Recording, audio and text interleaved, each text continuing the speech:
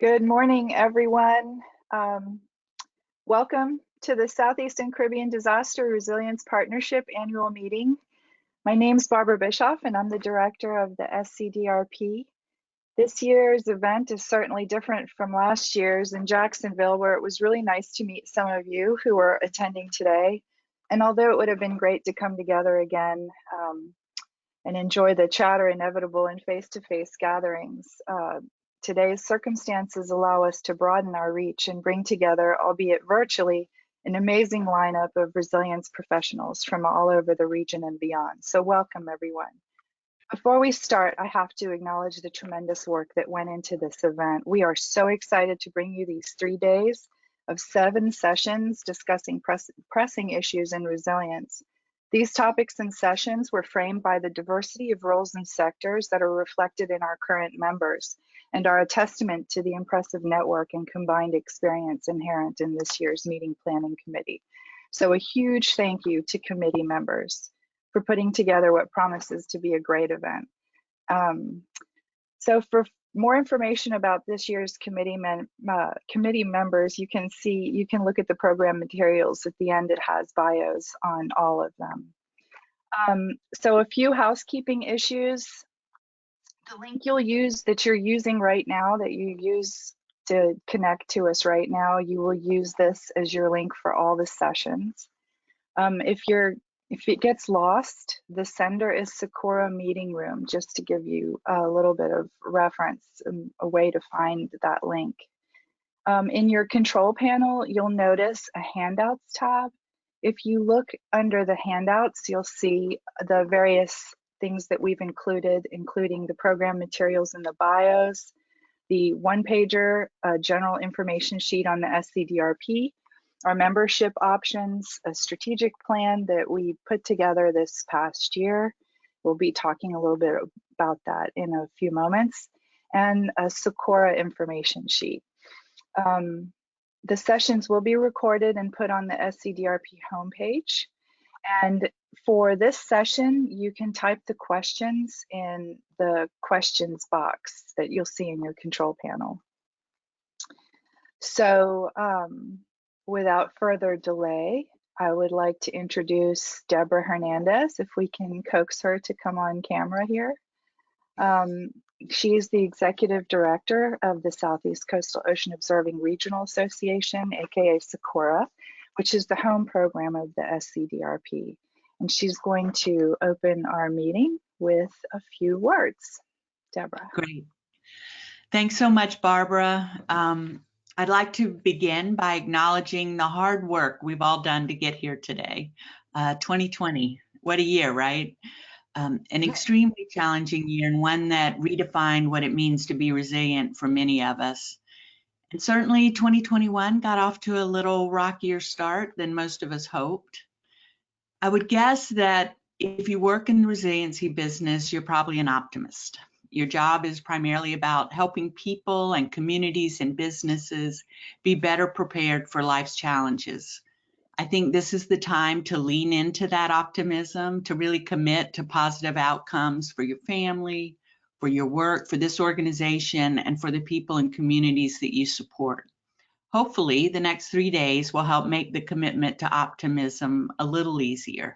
We have a wonderful program planned via 7 sessions over 3 days, as Barb mentioned. Very special thanks to the meeting planning committee. I think one of the new skills many of us had to pick up last year was planning virtual meetings, and it is a huge amount of work. And of course, special thanks to Barb, who handled all the details, large and small, to create the next 3 days of programming. I'm going to begin by providing a very brief overview of SCORA, the Southeast Coastal Ocean Observing Regional Association. We are a nonprofit with a primary mission of collecting data and information that people and communities need to safely live and work on the coast. And it's a big and, make sure that information is easily available to those that need it. We collect data via a host of technologies that you see pictured here on this slide. And I'm excited to announce that in addition to our continuing work in the coastal ocean, we'll be moving a bit inland over the next few years. In partnership with coastal communities throughout the Southeast, we plan to install almost 200 new water level stations over the next few years. The primary purpose of this new network is to provide communities with the information they need to respond to flooding and storm surge and excessive precipitation threats. Next slide, please. We are part of the U.S. Integrated Ocean Observing System, which is a federally mandated and authorized program, and actually newly reauthorized a few weeks ago with unanimous passage of our authorizing act by the Senate and signed by the President on December 31st. Next slide. In addition to working with the public and private sectors to collect data, we support and incubate other regional networks whose missions and interests align with Socorro's. We're the administrative and fiscal home of SOCAN, which focuses on ocean acidification, FACT, which is a community of scientists using acoustic telemetry to study marine life, the Regional Ocean Data Sharing Initiative, which at this point is more a program than a network, and of course, the Southeast and Caribbean Disaster Resilience Partnership. These networks represent communities that are important stakeholders in the Socorro enterprise, and we're happy we're able to provide the institutional support that's necessary for them to thrive. Next slide. I'm going to shift now to the work of the SCDRP. Despite all the challenges of 2020, we've made a lot of progress. The advisory board, with help from a number of our members, completed the organization's first strategic plan. As many of you know, we broadened our umbrella a bit last year and merged with the Southeastern Caribbean Climate Community of Practice. This is reflected in the plan and in the graphic that you see there on the right with those 3 primary areas of work for the partnership. Our vision is that our communities will be more resilient, and we'll reach that vision by serving as the primary network for professionals in emergency management, climate adaptation, and disaster recovery. Next slide. The plan is organized into 3 key objectives. The first is to serve as a regional forum, which we're doing in part this week.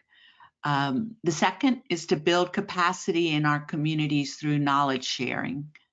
And the third is to cultivate the resources to sustain the SCDRP. One of the handouts that Barb mentioned earlier is the strategic plan for the organization. It's just 5 pages long. I urge you to take a look at it. I know Barb would welcome feedback from all of you. This is, I think, the perfect segue into handing the mic back to Barbara to discuss the membership structure that's been established in conjunction with the plan. Thanks so much for your attention, and I'm looking forward to a great week. Over to you, Barbara. Thank you, Deborah. Thanks, Deborah. So just briefly, because I know we want to get into the state updates, I just wanted to give you a brief outline of the different membership options. There's always going to be a free option. We don't want to close that off in any way. When you are part of that, you get all the communications and you can volunteer to serve on any of the committees. We have installed a member, like an official member opportunity. You get all the benefits of being a participant, plus you receive a discount for the annual meeting. When we do them in person, we do have registration costs. So you'll receive a discount there. Then higher level membership options include partner and benefactor that would allow you to do things like set up an ad hoc committee. You have complimentary meeting registrations and so on. You can check it out in the handout. I won't go into detail there. So without further delay, I would like to hand it over to Gino, who's going to moderate this section with the state updates. He's the coordinator of NOAA's Southeastern Caribbean Regional Team, and he also served on this year's meeting planning committee and as well is one of our advisory board members. So thank you, Gino, and I will pass it on. Thank you, Barbara, and Good morning, everyone. Welcome to the Southeastern Caribbean Disaster Resilience Partnership annual meeting. It's unfortunate we can't be together, but I do appreciate all the work that Barbara's put into organizing this virtual session. I hope that you all find it interesting and enjoyable. We decided to kick off the program this year with a kind of an overview of what's going on in each of the states and territories. So we'll be welcoming a speaker. We'll be going north to south, starting in North Carolina, and then down through Florida and over to the Caribbean territories. And we'll be getting brief updates from each of them, what they're working on, and kind of the direction that they're taking. So with that, I'd like to welcome the panelists on to turn on their cameras. Give them a very brief introduction now, and then we'll, as they come up to speak, I'll be giving them a little bit more of an introduction. So first of all, starting in North Carolina, Amanda Martin. Amanda is the Deputy Chief Resilience Officer for the state of North Carolina. From South Carolina, Emily Bentley is the Chief of the Recovery and Mitigation Section with the South Carolina Emergency Management Division. From Georgia, most of you all know Jennifer. She's been active with this group for a long time. Jennifer Klein is the Coastal Hazard Specialist for the Georgia Department of Natural Resources, the Coastal Resources Division. Moving down to Florida, we have Whitney Gray, who is the Administrator of the Florida Resilient Coastlines Program in the Florida Coastal Office of the Department of Environmental Protection. From Puerto Rico, Pablo Mendez Lazaro is Associate Professor at the Department of Environmental Health of the University of Puerto Rico and the Graduate School of Public Health. And last but not least, Hillary Lohman is the Coastal Resilience Coordinator for the U.S. Virgin Islands Department of Planning and Natural Resources. So we will be going in that order and moving through the speakers all as part of the session today.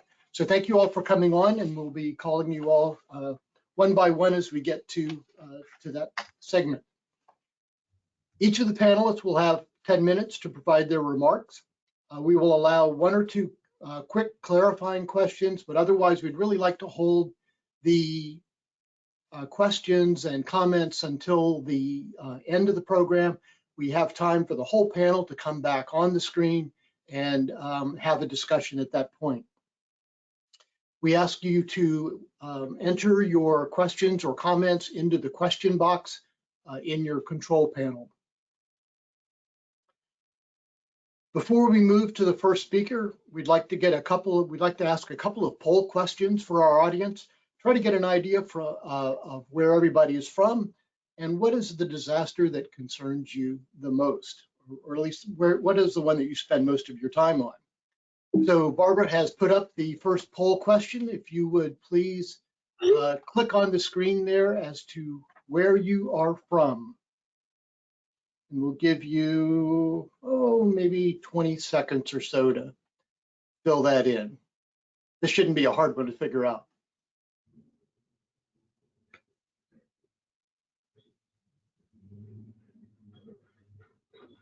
Okay, going once. I'm going to close it here. All right. All right. Well, it looks like we have a lot of Florida people on today, so that's excellent. So a little less than, well, about 40% of the attendees so far on the call are from Florida, and then good distribution from other states, Carolinas, a little less from Georgia, a little less from the Caribbean. All right, well, that gives us an idea of at least where people are from on the call today. And we have one more poll question for you, Barbara, if you would open that up, please. So what we wanted to hear from you now is what are the hazard that you focus most of your time on in your professional effort?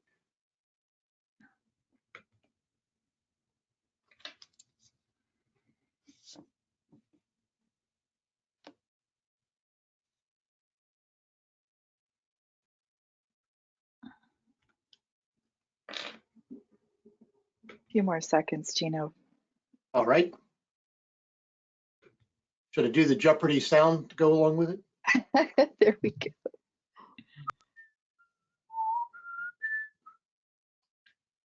Okay, I think we're gonna close it down. I don't see any more answers coming in. Okay, perfect. All right.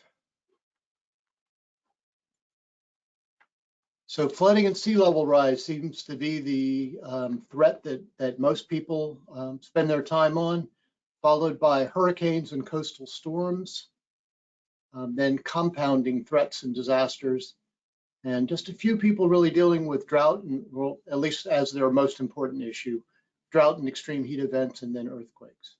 All right, good to know. So I think as we know, we have a largely coastal group here in the SCDRP, and of course, our concerns are storms and flooding along the coast. So thank you all for participating in that, and we will now move into the presentations by our speakers. Our first speaker, hailing from North Carolina, is Dr. Amanda Martin.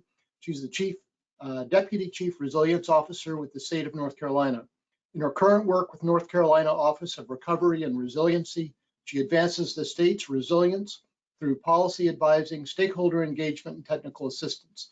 Amanda has more than a decade of experience in climate resilience, disaster recovery, and community development. Amanda, thank you, and I'll turn it over to you. Great, thank you, Gino.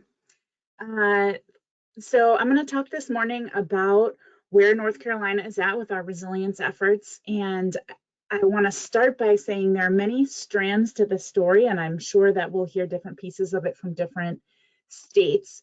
And so I'm going to focus on a few of the major pieces that we're working on, and know that there are others. I'll mention some of the smaller pieces at the end. I'm happy to answer questions and connect with you all about the work that we're doing in North Carolina, and hear about work that you all are doing wherever you are from. I think one of the greatest values that's come from being part of the SCDRP is the chance to learn from other places and lean into the relationships that I've developed through participating in this partnership to do some policy exchange, to do some learning with one another. Because the resilience space is new as a policy, as a standalone policy arena. So let's see, is somebody advancing my slides? I get a next slide. Great, thank you.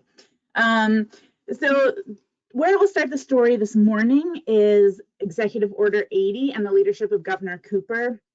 We've been very fortunate that Governor Cooper has identified resilience as a really important piece of what North Carolina needs, and an area of advancement that he's willing to invest in, and that's part of why I'm sitting here this morning.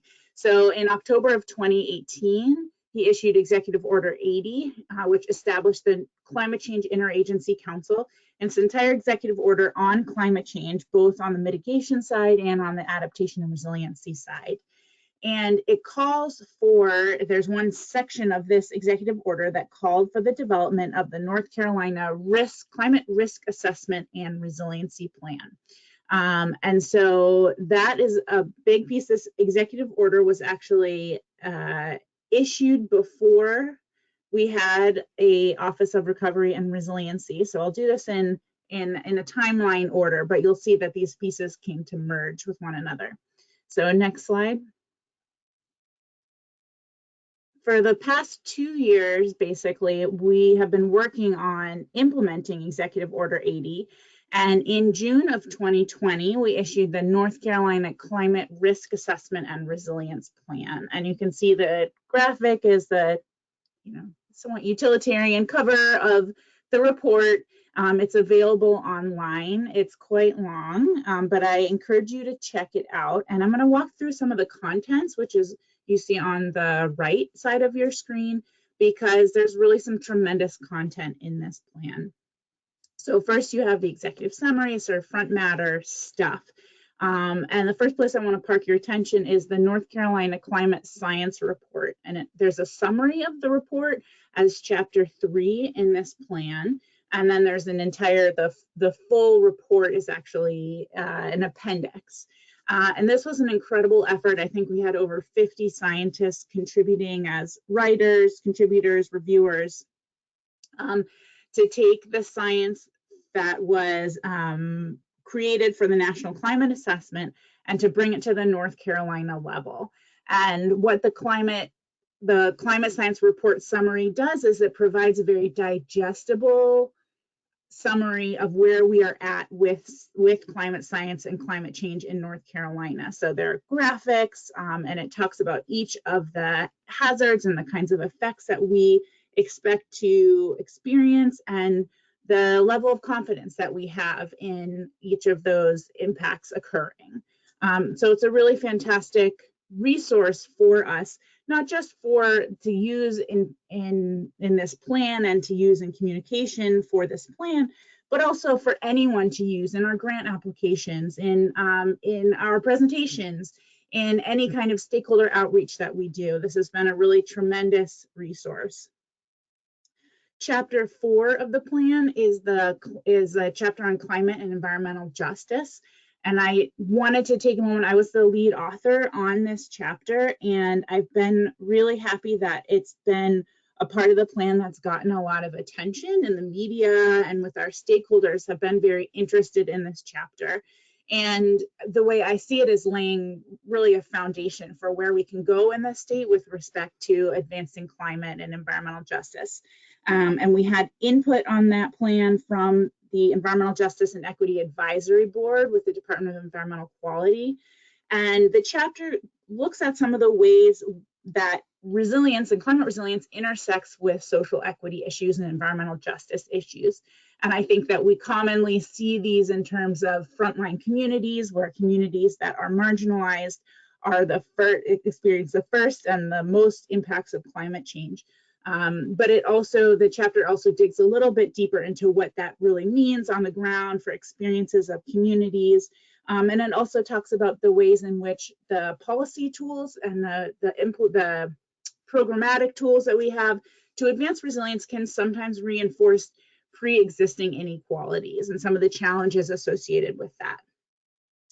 Chapter 5 is a kind of sector-based look at, you can see on your screen, a bunch of different sectors that map up pretty well with our state agencies to look at key vulnerabilities and options for moving forward. And that was the way that we engaged all of the cabinet agencies, as well as our agriculture department participated as well. Chapter 6 is on nature-based solutions to resilience. This is an incredible chapter. If you're interested in nature-based solutions, it lays out great recommendations. I highly recommend it to you all. And then chapter 7 is the path forward. And so the path forward talks a lot about what our resilience team over at the North Carolina Office of Recovery and Resiliency is going to do moving forward. So next slide, please. So the North Carolina Office of Recovery and Resiliency is a new agency. We were established in 2018, and basically we were established to help the state administer nearly $1 billion of disaster recovery funds from multiple disasters, in particular Hurricanes Matthew and Florence, and the funds coming from HUD, the U.S. Department of Housing and Urban Development. Basically, this was such a huge chunk of change that the state recognized that it needed some new administrative capacity, some standalone administrative capacity to stand up programs. It's a sibling agency to North Carolina Emergency Management. We have the same executive director. We work closely with emergency management. So most of what my office does, and I will say we call it NCORE for short. So most of what NCORE does is focused on administering those disaster recovery funds, which includes now the HUD block grants for mitigation, and now it actually also includes COVID recovery funds. So we've grown very quickly. But we have this small part of our office that's the resilience team, and we're not tied to any particular stream of funding. And our charge is to do a more broad look at resilience in the state and help the state become more resilient through a number of different channels. The next slide, please. And some of those channels are called out in chapter 7 of the plan, which is called the path forward. And I'll mention a few of those. The first is to manage and coordinate statewide resilience. And so this means we do a lot of connecting stakeholders to one another. We try to be a source of information, try to understand what all of our stakeholders, our state agencies, non-local governments, non-governmental actors are doing with respect to resilience, which is tremendous in North Carolina. There's so much happening, and it could be a full-time job just to keep up with it all. We work closely with the governor's office. The governor last year created a position that is specifically a climate change policy position. So that's exciting. And we work a lot with our agency partners. And so one specific way we do that is that Chapter 7 calls for us to convene a dedicated interagency resilience team.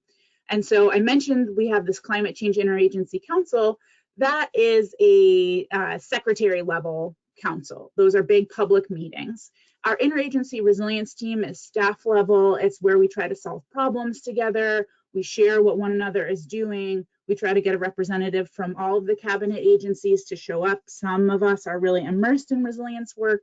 Some of us are not and are learning what resilience means to our particular agencies. And as part of that, sort of our first task in establishing this team has been to create a framework for annual agency resilience reports, which are called for in our plan.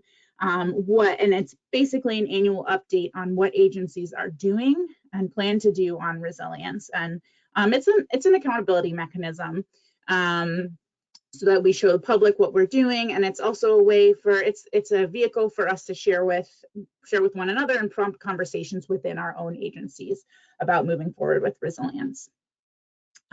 One piece that I wanted to dig into a little bit more detail is the North Carolina Resilient Communities Program, which is called for in the chapter. Next slide, please.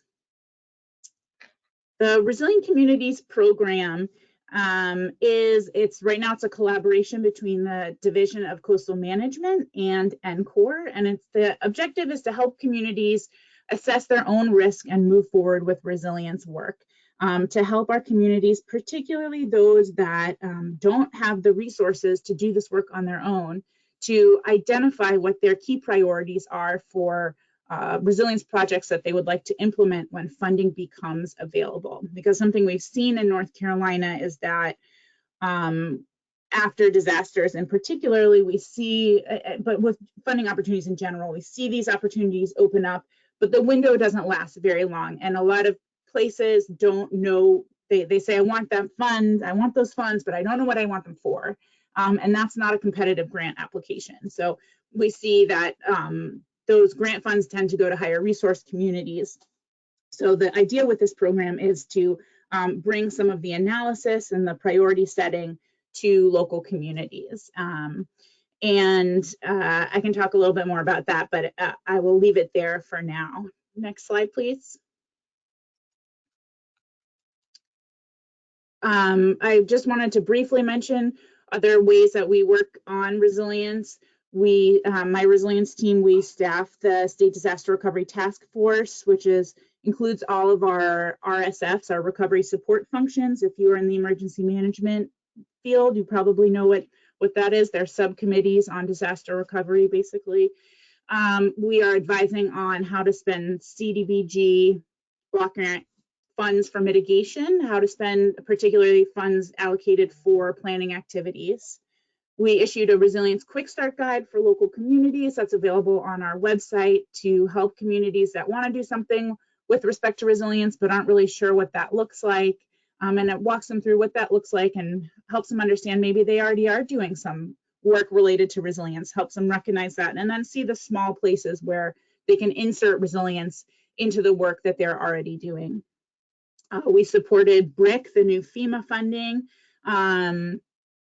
It has the word resilience in it. And we're working on a guide on local planning and zoning for resilience. So recommendations or options for our local communities to insert resilience into their comprehensive plans and into their development codes. So with that, I will wrap it up and turn it over to Gino if there's a clarifying question or two, if I didn't talk for too long. Thank you, Amanda. That was excellent. You guys got a lot of good stuff going on. Are there any, I don't see anything in the question box as far as clarifying questions that have been asked, so we will hold questions there until we get to the discussion. Thank you, Amanda. Our next speaker from South Carolina is Emily Bentley. Emily is the Chief of Recovery and Mitigation Section with the South Carolina Emergency Management Division. She leads a 30-plus staff members who manage over $1 billion in federal recovery and mitigation grants and who support local governments and other aspects of disaster recovery and hazard mitigation. Prior to coming to South Carolina Emergency Management, Emily led 2 bachelor's degree programs in emergency management, was an emergency management consultant, served as executive director of the Emergency Management Accreditation Program, practiced law, and was even a journalist early in her career. So a lot of diversity there. So Emily, thanks for being with us today and look forward to your presentation. Thank you, Gino. We can go ahead and move to the next slide. Yeah, so I have a diverse background, like a lot of people in emergency management, obviously. In South Carolina, a lot of increased interest in resilience in recent years. And as we know, a lot of times that happens because of disasters and the damage that they cause. So with 10 declared disasters in the last 7 years, we've seen heightened interest in resilience. And starting really with an ice storm in 2014, of course, major historic floods in 2015 and hurricanes and other things since then. But if we think about resilience broadly, which we know it really is a broad topic, it has a lot of aspects. And as my colleague Amanda just noted too, that there's a lot of organizations, there's a lot of interagency coordination that's needed. Back in 1998, 2002, we had a severe drought in South Carolina. And so some of the water resilience planning that the state has done really started after that episode of severe drought in around the 2000s.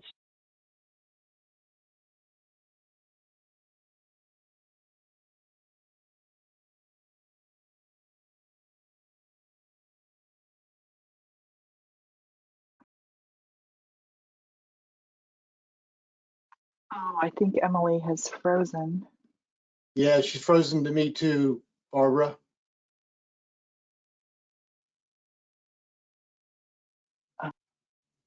We'll send her a quick chat. Let's see if she can pick up on.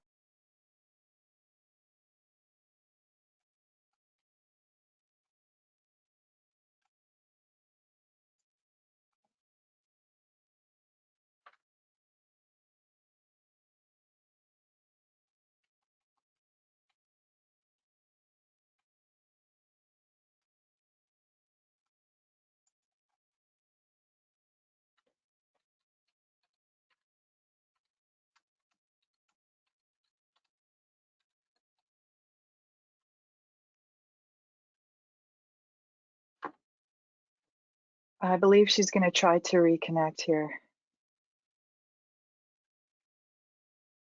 Okay, we'll give her a minute and see if she comes back on, and then if not, we might move on to Jennifer and then come back to Emily. Sounds like a plan.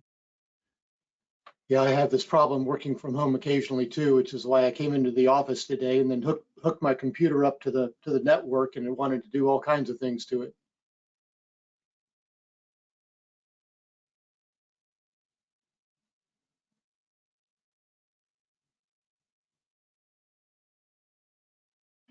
Gino, I suggest you move on and I'll try to get that sorted out.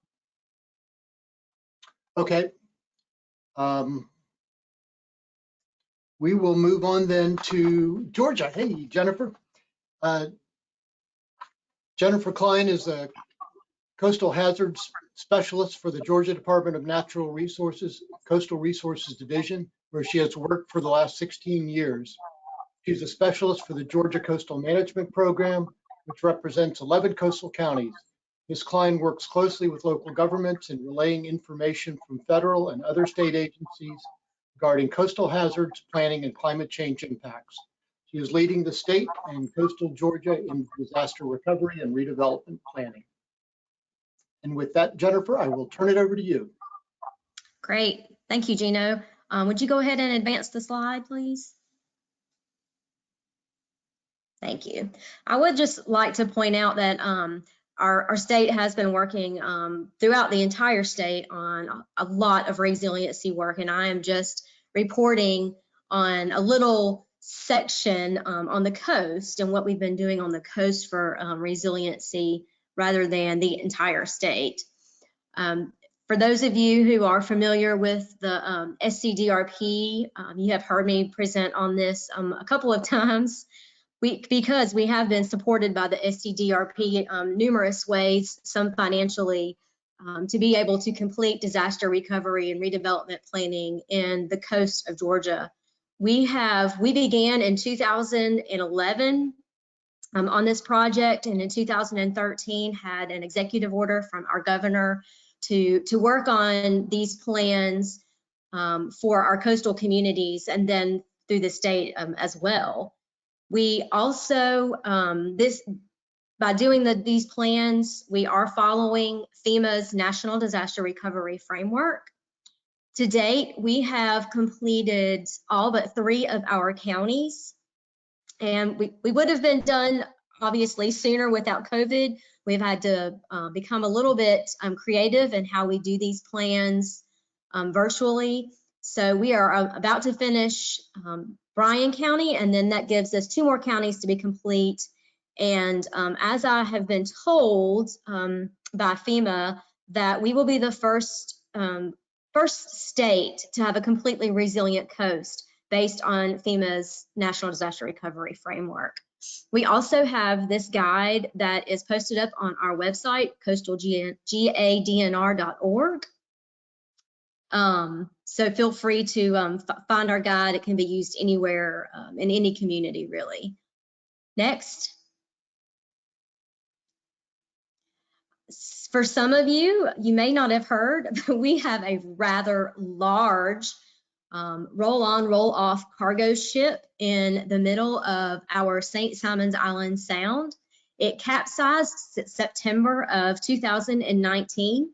Having 4,200 automobiles inside. It has been quite a challenge, number one, to get this large yellow crane over to our coast to begin cutting. We have cut, there have been 2 cuts. The bow and the stern have both been removed and have been loaded up on a barge and are making their way over to Louisiana to a recycling facility. Our office has, along with the Army Corps and the Corps of Engineers and Gallagher Marine, have been steadily working on this project. You can see the image to the right. We have what we call SCAT, they're shoreline assessment teams. Our office has played a very large role in that, going out, assessing for oil spills, combing the beaches for debris. As you can imagine, once they've started cutting, there has been some debris found on the 2 beaches. So that's been a pretty big, pretty significant feat for our office this past year, or the last 2 years. Next. We received some funding from NOAA to put on our 2nd climate conference. We had hoped that it would happen this past November, was the original date that was set for that. We have since changed the dates a few times. This is going to be our last date change, though. We are set for August 12th and the 13th on Jekyll Island here in Georgia. And we would love anyone who is interested to reach out. The website is located right here on the slide, georgiaclimateconference.org. And we're really excited to hold this event for Georgia. Next.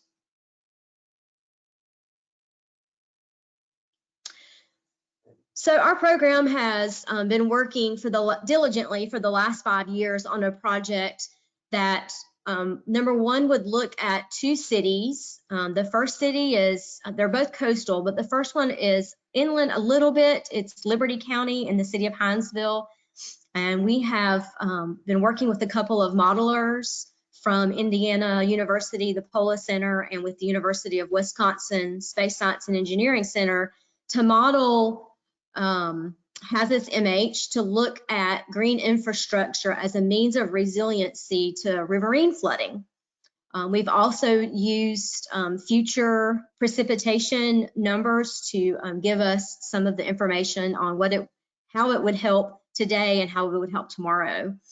The other community that we looked at is on Tybee Island. Obviously, that is a ocean-facing community. We modeled nature-based infrastructure, so dunes, a consistent dune field as a means of resiliency to coastal flooding with and without sea level rise. And so those projects have been completed. We're working on kind of changing up a little bit our education and outreach with some of those. We've also partnered with our University of Georgia Carl Vinson Institute of Government to put together some ordinances. And that is through this document that is mimicked here. It was a great project, and we are actually hoping to mimic it somewhat through a Building Resilient Infrastructure and Communities grant application that we have submitted with our sister agency. Next. This is the new project that we started in September. We have a Sea Grant Fellow located in our office. Her name is Megan Angelina. She is working on our flood literacy project. Some of you are aware of that. Some of you may have been asked to sit on our flood literacy task force. As you can see, this is a long list of terms that we are trying to decipher through to help define and to really help get that information out amongst each other, professionals using these words and these terms. There seems to be inconsistency among professionals even in these terms. So as you can imagine, if professionals can't agree on this, it definitely doesn't come across as very consistent into the public. And so we have learned that this is a huge issue. It's not just in Georgia, it's definitely in the US. So we have taken some information from NOAA to help us kind of figure out how we want to tackle this. We are working through a survey, getting input from stakeholders, and then we will be hosting this either via a story map, somehow on our internet, so on our website, so that people can have better access to these terms and their meanings when needing to kind of communicate effectively. And then next. And so this is, I think this is my last slide. I really wanted to highlight, we have had the Georgia Coastal Hazards Community of Practice, which, yes, we did steal from the Southeast and Caribbean Regional Climate Community of Practice many years ago. I want to say we're going on about 7 years now. This is some of our members. We meet quarterly. We not all in person, obviously. We have some of us that are on the coast, some of us that are in Atlanta, and we really just talk about what are projects that we are working on, what are projects that we think are important, maybe we could partner on. And this way we're not duplicating efforts and we're able to leverage projects and partnerships. Our office has what we call a coastal incentive grant, where we allow other state agencies, research institutions, and other local governments to apply for funding for disaster resiliency projects. This is one of those means to get that information out there through our partners. Some of our other partners that are on this as well, the Army Corps, the Nature Conservancy, have worked with us in doing our very first beneficial use thin layer placement project. We've worked with some of these partners to work on tool creation, on living shoreline projects, and as I had just mentioned, the brick application.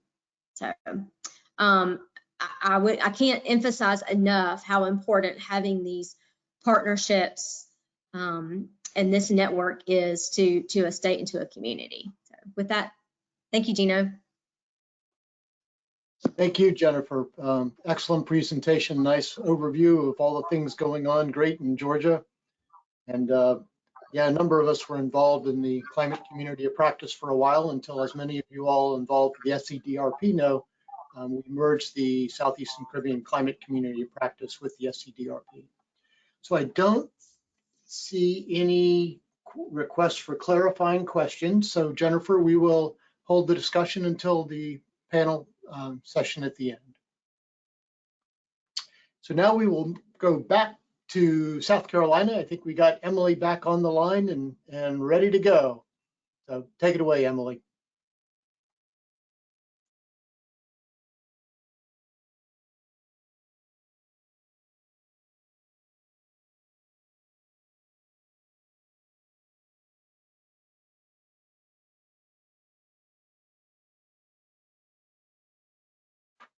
Are you ready to go again, Emily? Yeah, it took a minute. I didn't think I could unmute myself, but I finally did it. Sorry for the delay, everyone. So thank you, Gino and Barbara, for getting me back in line here. So to try to pick up where we were, as we were saying, as Jennifer and Amanda have both said, there's a lot of diverse organizations and agencies involved in the whole resilience effort, and resilience has a lot of different components to it. Certainly, as we know, I sit in emergency management division at the state level, and so a lot of my perspective is from the hazard mitigation and ongoing preparedness activities. So continuous and ongoing activities like hazard identification and risk analysis, mapping and modeling for kind of an all hazards approach. Certainly mitigation programs and grants management, some recovery planning, both ongoing, of course, at the state level, but also supporting counties and their recovery planning efforts. And then preparedness, I'll touch on a couple of specific preparedness activities there. We also had a state floodwater commission I'll speak a little bit about from 2000. It started after several, flood and hurricane events of recent years. Our higher education institutions are doing a fair amount with regard to climate change and climate science, like the Citadel Center for Climate Science and the College of Charleston's Center for Sustainable Development. And then that, of course, those are focused a lot on coastal hazards and sea level rise, but also the University of South Carolina's Hazard and Vulnerability Research Institute does a lot of work with us on hazard analysis on a continuing basis. And then following the lead or the activity of a couple of our sister states and territories, we have a new state office of resilience that's being stood up in South Carolina. So next slide. With regard to hazard mitigation, we've awarded about $150 million, had about $150 million awarded in all hazard mitigation grants in the past 6 years. Our team, obviously, this week is working on submitting our BRIC applications for the first round of those. So as several others have noted, that's pretty exciting stuff. And just as we're reviewing those applications, we start to think, I think, more and more broadly about what we need to be cultivating among applicants in our state for the next round of that. We also have done a lot more in encouraging and trying to facilitate 406 mitigation as part of public assistance projects post-disaster. So building in those additional mitigation actions and dollars in the repair work that happens post-disaster. And we're trying to do a lot more in promoting that and helping our communities understand how it's better to step back, take a deep breath, and try to work in those mitigation actions at that time. People often get in a really big hurry to get things back up and repaired, but we certainly want them to also take advantage of some opportunities to build back smarter. We also are seeing a number of local investments in mitigation in recent years. Greenville County comes to mind with a lot of acquisition projects to move residences out of floodplains, and certainly we have that in other areas of the state too, but Greenville's put a lot of its own money in that area. And then Charleston County with regard to sea level rise. Charleston County in particular has done a lot of research and work as that it looks at the rising sea level and the impacts it's having on ongoing flooding in Charleston County. For example, 50 years ago, they had 4 days a year of a severe flood event. and today they have about 89 days a year as well. That's of 2019. So they're very motivated. Now, what that brings to mind, though, is the 2 counties I've mentioned are very well resourced, generally speaking, by South Carolina standards, and have the staff to do these kinds of things and pay attention to the projects that may be needed. What we're starting to work on more is how do we support and think about providing some expertise and technical assistance to some counties and communities that do not have the resources that some of these larger communities have. Of course, we're starting to plan for our hazard mitigation plan update in 2023. We'll be going for enhanced plan status this time, which we have not done in the past in South Carolina. And while our 2018 mitigation plan did address climate change and sea level rise, we plan to expand and enhance that for the 2023 version and look at more identification of opportunities for some climate adaptation activities. And as I mentioned, we have a new Office of Resilience. Part of also what we'll need to be doing is looking at how our mitigation plan and the new state resilience plan will dovetail. What's the relationship between those 2 plans? What are the common data points that we can share to leverage and advance both of those, and then also avoid duplication of effort. We also have a platform called Mitigation SC that we are currently building out further. It's for hazard mapping and updated risk assessment that our counties can use for their local mitigation plans, but also we can map hazard mitigation projects in that, and our counties and other partners can see those. And we hope this can also be not only a tool for us at the state level in emergency management, for our counties and mitigation planning and municipalities, but also to support some of this interagency coordination we're talking about doing more of as we look at where are the mitigation opportunities, how do we leverage different funding streams and different areas of expertise to find and implement these resilience projects that may have multiple components or areas of expertise required. Next slide. So as I said, I come from the EMD perspective at this point. We know that there are other mitigation programs in South Carolina. They're managed by other agencies. So Department of Natural Resources manages flood mitigation assistance, as well as the NFIP, National Flood Insurance Program components at the state level. Our South Carolina Disaster Recovery Office, which was created after the 2015 floods to manage those HUD CDBG grants, both in terms of disaster recovery as well as now mitigation. And we're partnering with them a lot as well. DHEC, our Department of Environmental and Health and Environmental Control, manages dam safety programs. And where this becomes very interesting is we think about compounding hazards. In our 2015 floods, we saw heavy rain, 20 inches of rain in several locations, and many dam failures. So again, that interagency coordination to help build resilience on what can be done in terms of some of the dam safety and dam regulation things that are being implemented around the state or considered around the state. And so that interagency coordination is something that we have been doing more of in the last year or so, and I think we will continue to ramp that up as we look at working with and integrating with that new Office of Resilience that I'll mention. Next slide. In preparedness, at EMD, we also are developing a state flood response plan, and really the genesis of that, as you would imagine, is that 2015 flood event.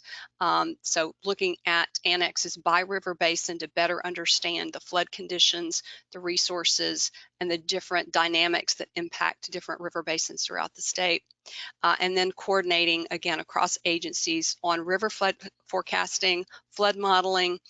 We have pieces and parts of good flood data and flood modeling around the state, but it's not complete, it's not comprehensive, and different organizations hold different pieces of it.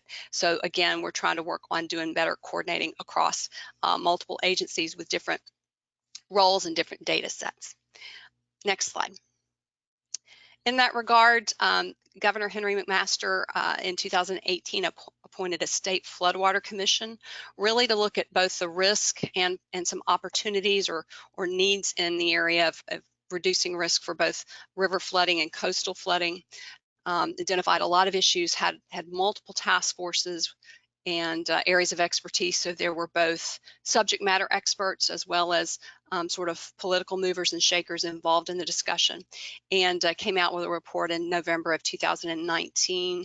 So this is really part of an ongoing effort to say we need, there's a recognition of the need for continued work on and focus, coordination on reducing flood risk and identifying opportunities to build resilience against particularly the flood risk in the state. One of the things that was recommended was a state resilience loan program. So while that hasn't been implemented yet, that's something that's still under consideration and is on the table, and there may be, looks like maybe some federal funding in the future that could help support some of that at least. And then last slide.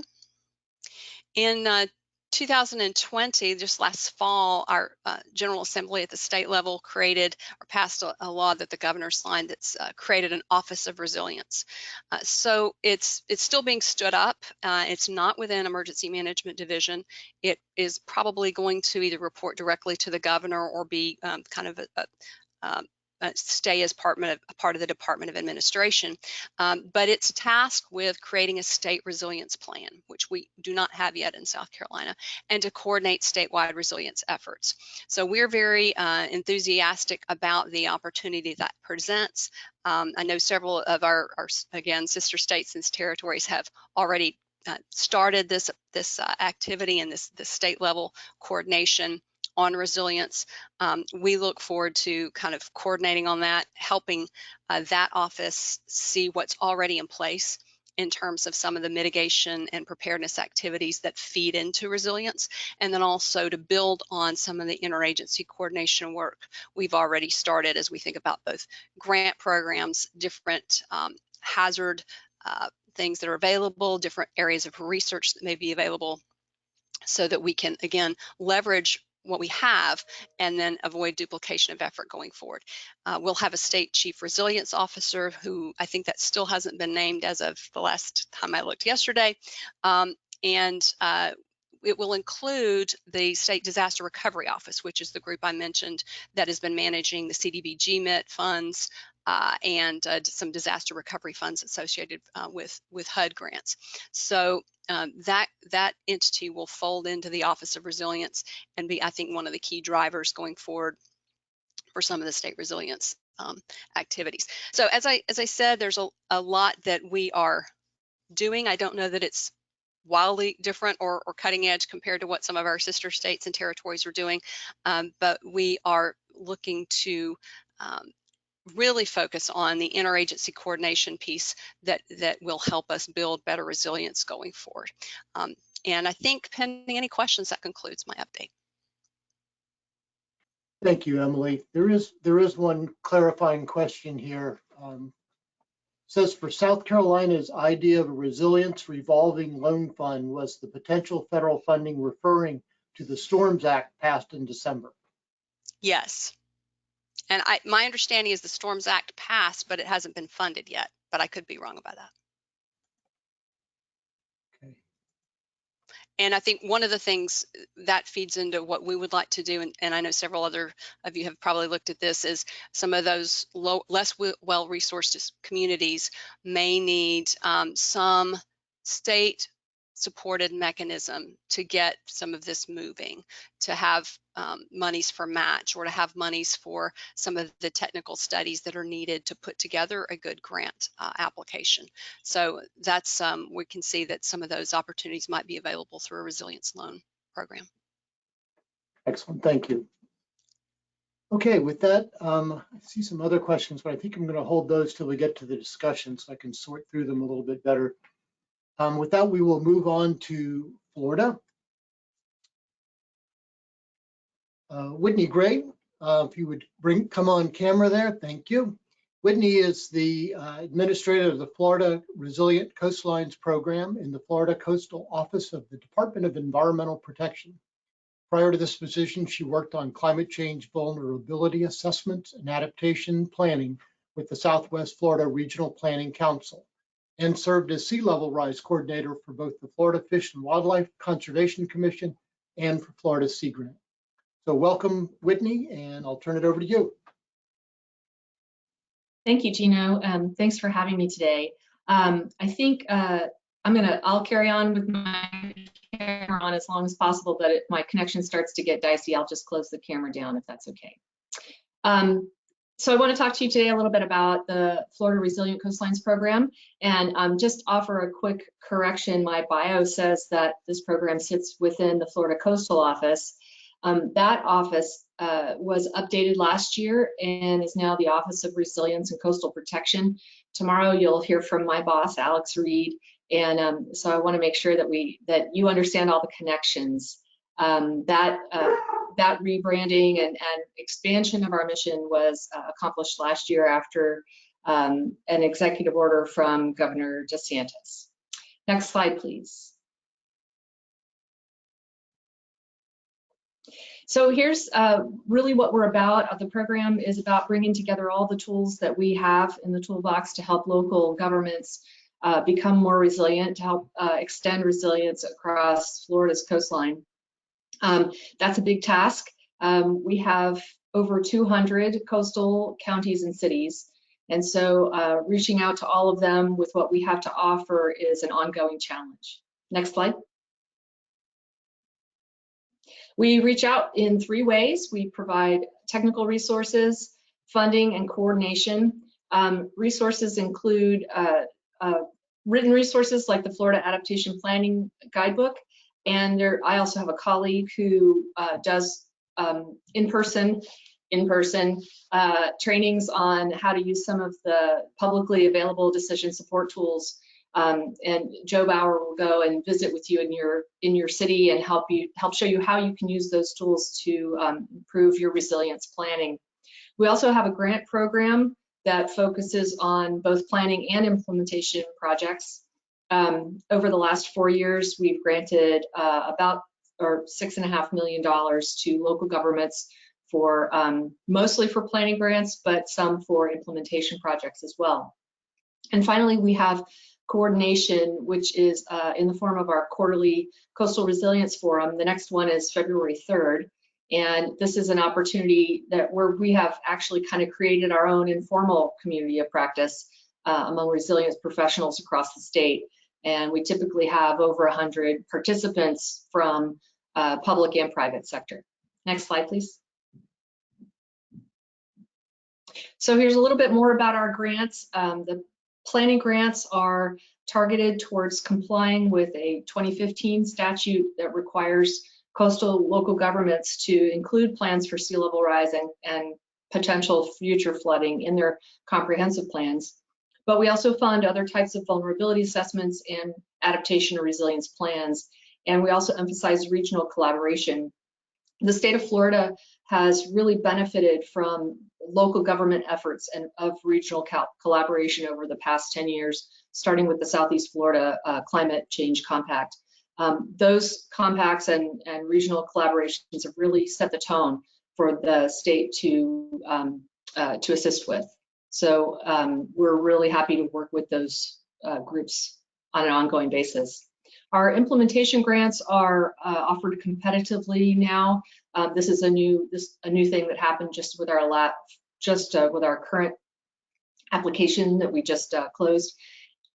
And these focus on those solutions, natural or nature-based solutions and other types of solutions to help adapt to the changing conditions and sea level rise in those local governments. You'll notice that these seem fairly narrowly focused, and that's because at this point, the funding for these grants has to all be expended in the year in which it's awarded. So that necessarily keeps our projects small in scale, but we are really hoping and asking our legislature to extend that, to give us a little bit more time with that money so that we can encourage bigger projects.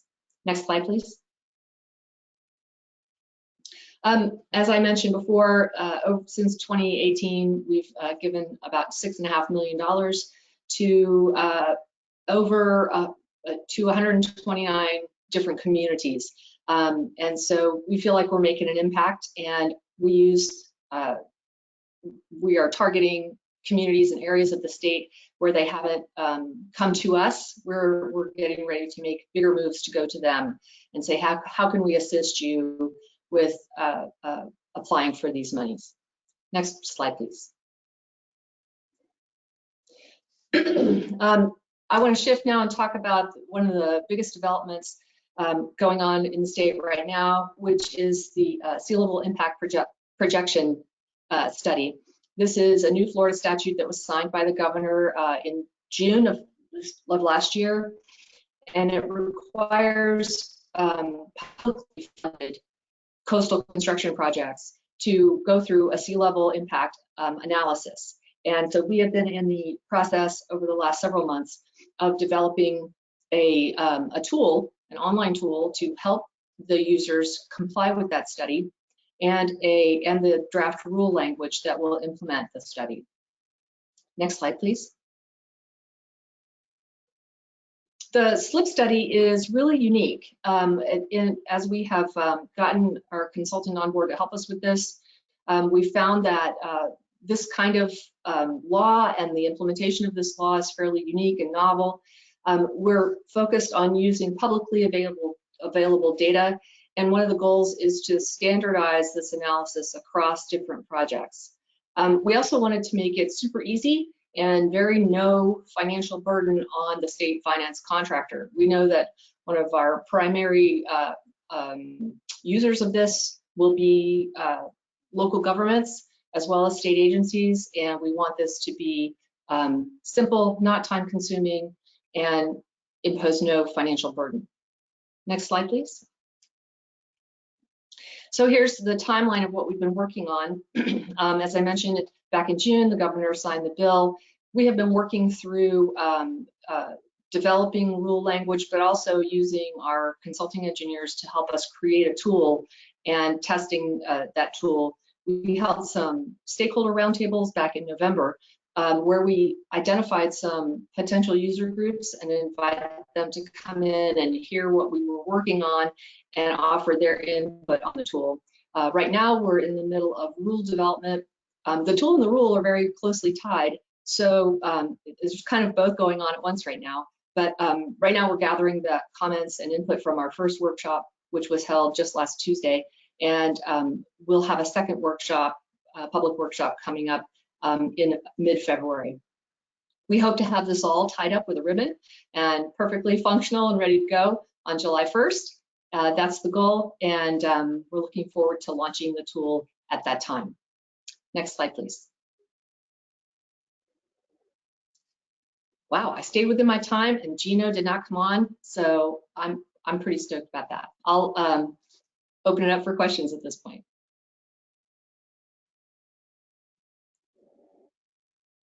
All right, excellent. Thank you, Whitney. A lot going on in all the states. It's really great to hear. I'm trying to see if there are any specific questions. There's a number of questions for the discussion at the end. Don't think I see any specific ones for you at this point. So let's move on, and we'll bring you back for the discussion at the end, Whitney. Sounds good. Thank you very much. Our next speaker is Dr. Pablo Mendez Lazaro. He's Associate Professor in the Department of Environmental Health at the University of Puerto Rico, Graduate School of Public Health. He has been involved in multiple research projects analyzing climate and weather extreme events impacts on public health. Pablo is an active member of the Puerto Rico Climate Change Council, a member of the Executive Committee on Climate Change Adaptation Plan for the Government of Puerto Rico, and studies urban resilience to extreme weather events. Pablo, thank you for joining us this morning and looking forward to your presentation. Thank you, Gino. Can you hear me? Yes. Perfect. Sounds good. I apologize in advance. My internet also is unstable, so I don't want it to happen as Emily and the others. So if you don't mind, I will turn off my camera, and as soon as we go to the Q&A sections, I will turn it on again. I don't want to get freeze on my monitor. Sorry, guys. Thank you again, Gino, for the introduction and for including, I think that thanks to the organizer for including also Puerto Rico and the U.S. Virgin Islands in these activities. I think this is very important. I'm learning from the other states, from the region, so it's been exciting.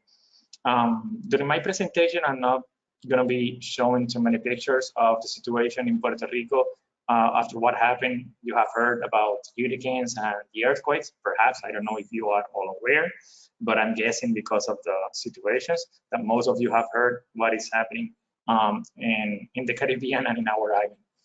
And so I'm going to be speaking about the recent stressors that we have suffered in Puerto Rico for the last at least 4 to 5 years, but not only describing or characterizing the stressor that we have suffered, because most of us, again, are aware, and most of you are working on resilience, sustainability, and hazard mitigation, but how these stressors has been like game changers for Puerto Ricans to start working on resilience towards sustainability. All these events are providing learning opportunities, not only for individuals, but also for practitioners, decision makers, and for community-based organizations. I think that the third sector, again, have been discussing this in other activities and meetings, but I think that also the community-based organizations and the third sectors are being very protagonist in Puerto Rico in the recovery and reconstruction. Next, please. No, that one, perfect, thank you. So Puerto Rico has been part of the United States since 1898, and I use this picture that I took it from the New York Times, but it's showing that in July, after the Spanish-American War, the United States occupied Puerto Rico. So for more than 123 years, Puerto Rico has been part of the United States, and we are US citizens for more than a century. And I'm just saying this because nowadays, Puerto Rico is an unincorporated territory of the United States with 3.5 million residents. And therefore, as any other state in the nation, we need to comply with many federal laws, regulations, political initiatives with federal agencies, unless this is determined by the Congress of the United States. But we need to comply with almost everything as any other state, including federal programs like FEMA. Therefore, once we have a disaster, FEMA is working with us in the recovery and the reconstruction in Puerto Rico. Next slide, please. Perfect, thank you. Going forward a couple of decades into the present, I'm showing this slide a 4 years timeline, or 5 years if we are including the 2021, but we're only starting this year, so there are not too many things to say, at least in Puerto Rico. We have heard what happened in DC, and obviously that affects also Puerto Rico, but again, we were lucky we didn't have any surprise during the starting of this year.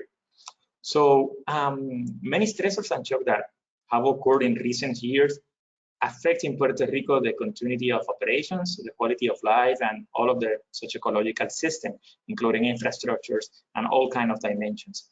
And I don't want to make like an inventory of the different stressors that we have suffered. That's not my intention. But I would rather like to highlight that in places like Puerto Rico, that we are facing external and internal stressors, both at the same time, we are dealing not with just a simple event, but with simultaneous event, consecutive and concurrent events. And I'm sure that all of us agree on this, that it's like a multi-hazard approach. So in a matter of 4 years or 5, the island of Puerto Rico has suffered from different shocks. In spring 2017, Puerto Rico declared bankruptcy. So that's obviously limiting our access to economical resources and financial resources. In 2017, Puerto Rico was declared a disaster zone twice because of Hurricane Irma and then because of Hurricane Maria. In 2019, we suffered corruption and political crisis resulting in the resignation of many of the members of the government cabinet, including the same governor by that time, Ricardo Rosselló, and 2 disasters and public health emergency now. And then obviously in winter 2020, we suffered a couple of earthquakes in the southwest of Puerto Rico, and the rest of the world on winter 2020, well, also on the spring now, we are dealing with COVID-19 situation and some other stressors that occur in Puerto Rico. But looking at this timeline, there is no doubt that Puerto Rico is facing many environmental stressors, and most of them are associated with human-induced climate change. And these climate extreme events are increasing in intensity, duration, and frequency, not only due to anthropogenic climate change, but so there is a problem and an increase of potential of impacts to the location of people, infrastructures, and cities. And all of these stressors are pushing us to be stronger, better citizens, and more responsible, wiser for some of us. I'm not saying that the government or the community-based organization are doing or moving to the smart decisions, but at least, yes, I can say that we can see the light at the end of the tunnel, because some people are getting wiser in decision-making, and we're getting also creative in searching for solutions outside of the box. But also, all these shocks, it is very sad to say, are unveiling how dire the situation was in Puerto Rico and how vulnerable we are to these kind of events.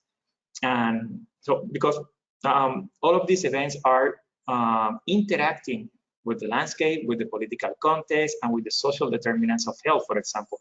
And these are the conditions in the environment in which people are living and dying, and all the different activities that are in between, right? When you're born and when you die, all the different activities that you do.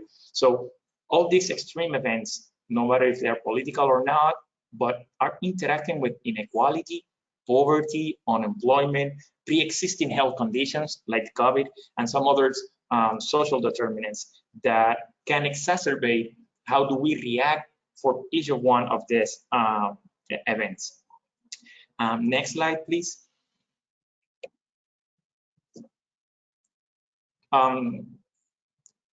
Next, I was supposed to talk about this one, but I think I said it already.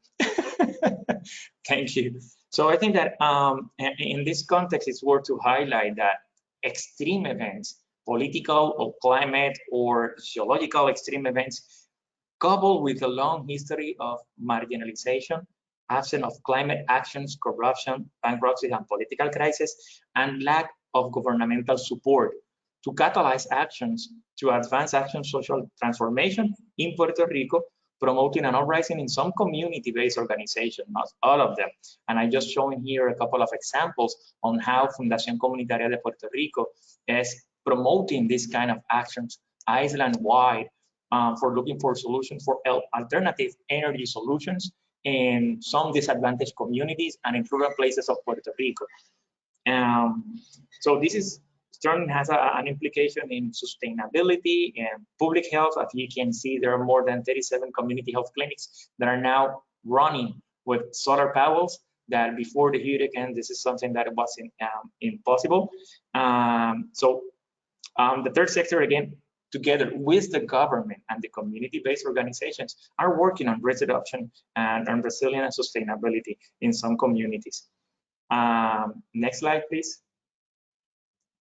These are just some other examples of the different initiatives that are running by this foundation, but there are many others foundations working in Puerto Rico, right? There are thousands of them out there working on solar energy, renewable energy, water, resilience, sustainability, climate change education, adaptation plans. So I'm just using this one as an example, but I just want to make to people to understand that you have been lucky that after Hurricane Maria, many organizations, foundations, and community-based, again, and residents are working on, are not waiting for the government to make the decision for them.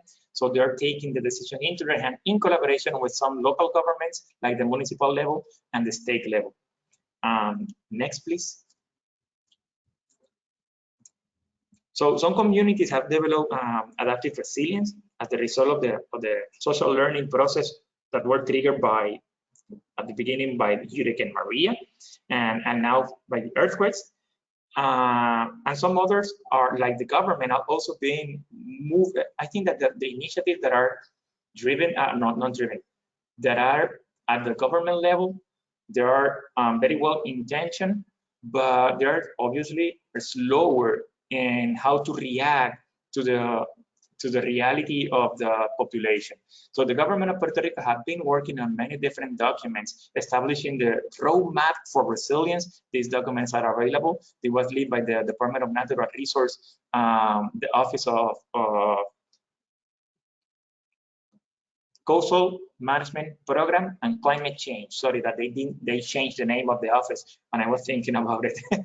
Sorry. So it was led by the Department of Natural Resources, the Office of Coastal Zone Management Program and Climate Change, and where they did for the first time the state of the climate in Puerto Rico in 2010-2013, and then after that they developed the roadmap for resilience in Puerto Rico. So also the government is taking action into this matter.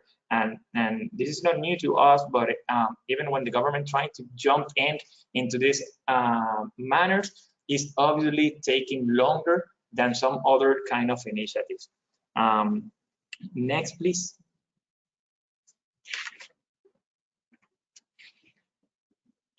This is another example of the Puerto Rico Climate Change Council. This is an initiative of scientists in Puerto Rico, over 150 scientists working towards climate adaptation options and understanding better the different hazards and threats that climate change is representing in Puerto Rico. This is their webpage. So please, you can go in there. We have a lot of information available, and I'm inviting you to please go there and take a look at it. Next, please. For the first time in 2018, Puerto Rico was able to lead locally its own chapter on the most important report nationwide, talking about climate change. There's a fourth national climate assessment. It was led by Bill Gould and Ernesto Diaz. Bill Gould is going to be one of your speakers also, talking in this meeting in another day. And for the first time, we were able to develop the first, the chapter 20 for the U.S. Caribbean for Puerto Rico and the U.S. Virgin Islands. And it was led locally. And this is an important report because it needs to be reviewed not only by scientists, but also need to be approved by the Congress of the United States. So it's an official document, and it's also identifying the different hazards and stressors that Puerto Rican government and the community-based organization should take under consideration in order to develop some strategies for resilience and sustainability in Puerto Rico. Nowadays, also after Hurricane Maria, Puerto Rico created the Central Office for Recovery and Reconstruction and Resilience. So the acronym is CORE 3. CORE 3 is an office that is working, collaborating together with FEMA and developing mitigation hazards and mitigation plans. And nowadays, Puerto Rico has 78 municipalities administratively, and currently we have 30 municipalities that have approved plans in place in collaboration with CORE 3 and FEMA, and the 48 remaining municipalities are actively engaged in updating their plans for mitigation and hazards. Next slide, please. The other one. Thank you. This is my last slide. So in 2013, the government of Puerto Rico signed a couple of executive orders to invite to force the government, the many agencies in Puerto Rico to develop vulnerability assessment to climate change, but also to start working on climate change adaptation plans in each of their agencies. And now in 2019, the government approved the first law of climate change and is establishing a committee of experts on climate change adaptation. And it's establishing very specific goals for climate adaptation and sustainability. Among them, for example, significant reduction on greenhouse gases for the 2050, forbidding public agencies to buy fossil fuel vehicles since 2020, and to replace all fossil fuel from the government and public agencies by 2028. So there is only 7 years to go. And this committee is also responsible for designing the climate adaptation plan in Puerto Rico. As a final thought, I think that our communities and the government in Puerto Rico have the potential to improve adaptation and mitigation by fostering a stronger collaboration with initiatives on climate change and disaster risk reduction. So I think that the next year are going to be crucial to ensure that all of these efforts are inclusive or alternative, and transformative visions. And next slide, I think that's the last one. And that's it. If there is any questions, I will be happy to answer them if I can. Thank you, Pablo. Good to hear Ernesto Diaz's name. Worked with him for years through the coastal management program and know that he's been very involved down there in the climate work, and glad to see that you've been part of that as well. Yeah, I've been working with him. Yeah, good guy. Just retired, for those of you who hadn't heard that. Oh, yes. I don't see any clarifying questions for you, Pablo, so we'll hold any questions. We do have some good questions coming in through the question box, and so all the participants, please feel free to enter your questions there. If they are specific for a certain speaker, please note that in there. I'm having a little bit hard time sorting out exactly who some of the questions are for, but we've got a good set of questions lined up for after Hillary's presentation, and we have the full panel back. So I'd like to now introduce Hillary Lohman. She is the Coastal Resilience Coordinator for the U.S. Virgin Islands Department of Planning and Natural Resources. She started in this position when it was created in 2019 after a Fulbright Fellowship in Barbados and NOAA Coral Management Fellowship in the U.S. Virgin Islands. Hillary has worked in small island resilience for 7 years. Hillary, great to have you this morning, and take it away.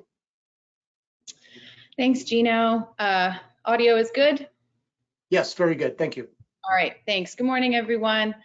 I'm going to round out this panel with some good-looking pictures and some poetry. So I hope you're all okay with that. So I have been challenging myself recently to distill my understanding of and my approach to resilience. And also I love poetry, and I've been leaning on poetry a lot this past year for a number of things. So I'm going to open and close my presentation with a haiku on resilience. Because resilience is preparedness, it is the preparedness to withstand stress, to respond to change, and to recover. So it's in part defined by where you're at currently. So with that, I open with this reflection on where we're at in the U.S. Virgin Islands. Asked to look ahead, how are we doing right now? Old problems, new stress. So climate change is a new stress to an already stressed system. To quote a colleague of mine from, he's the PI on the Hazard Mitigation and Resilience Plan for the U.S. Virgin Islands, just maybe 5 or 10 days ago, quote, our ability to maintain what we have is quite strained. So right now, we are more responsive than prepared. Our agencies and their systems are poorly coordinated, outdated, and poorly maintained. So we approach climate change from a challenged and challenging place. But Virgin Islanders are prepared to handle this challenge. And I say that because a number of social resilience findings in the Hazard Mitigation and Resilience Plan show that Virgin Islanders have a great ability to come together, to support one another, and to persevere. So again, how are we doing right now? Where you're at affects your resilience, your vulnerabilities, and your options, and it's based on where you've been.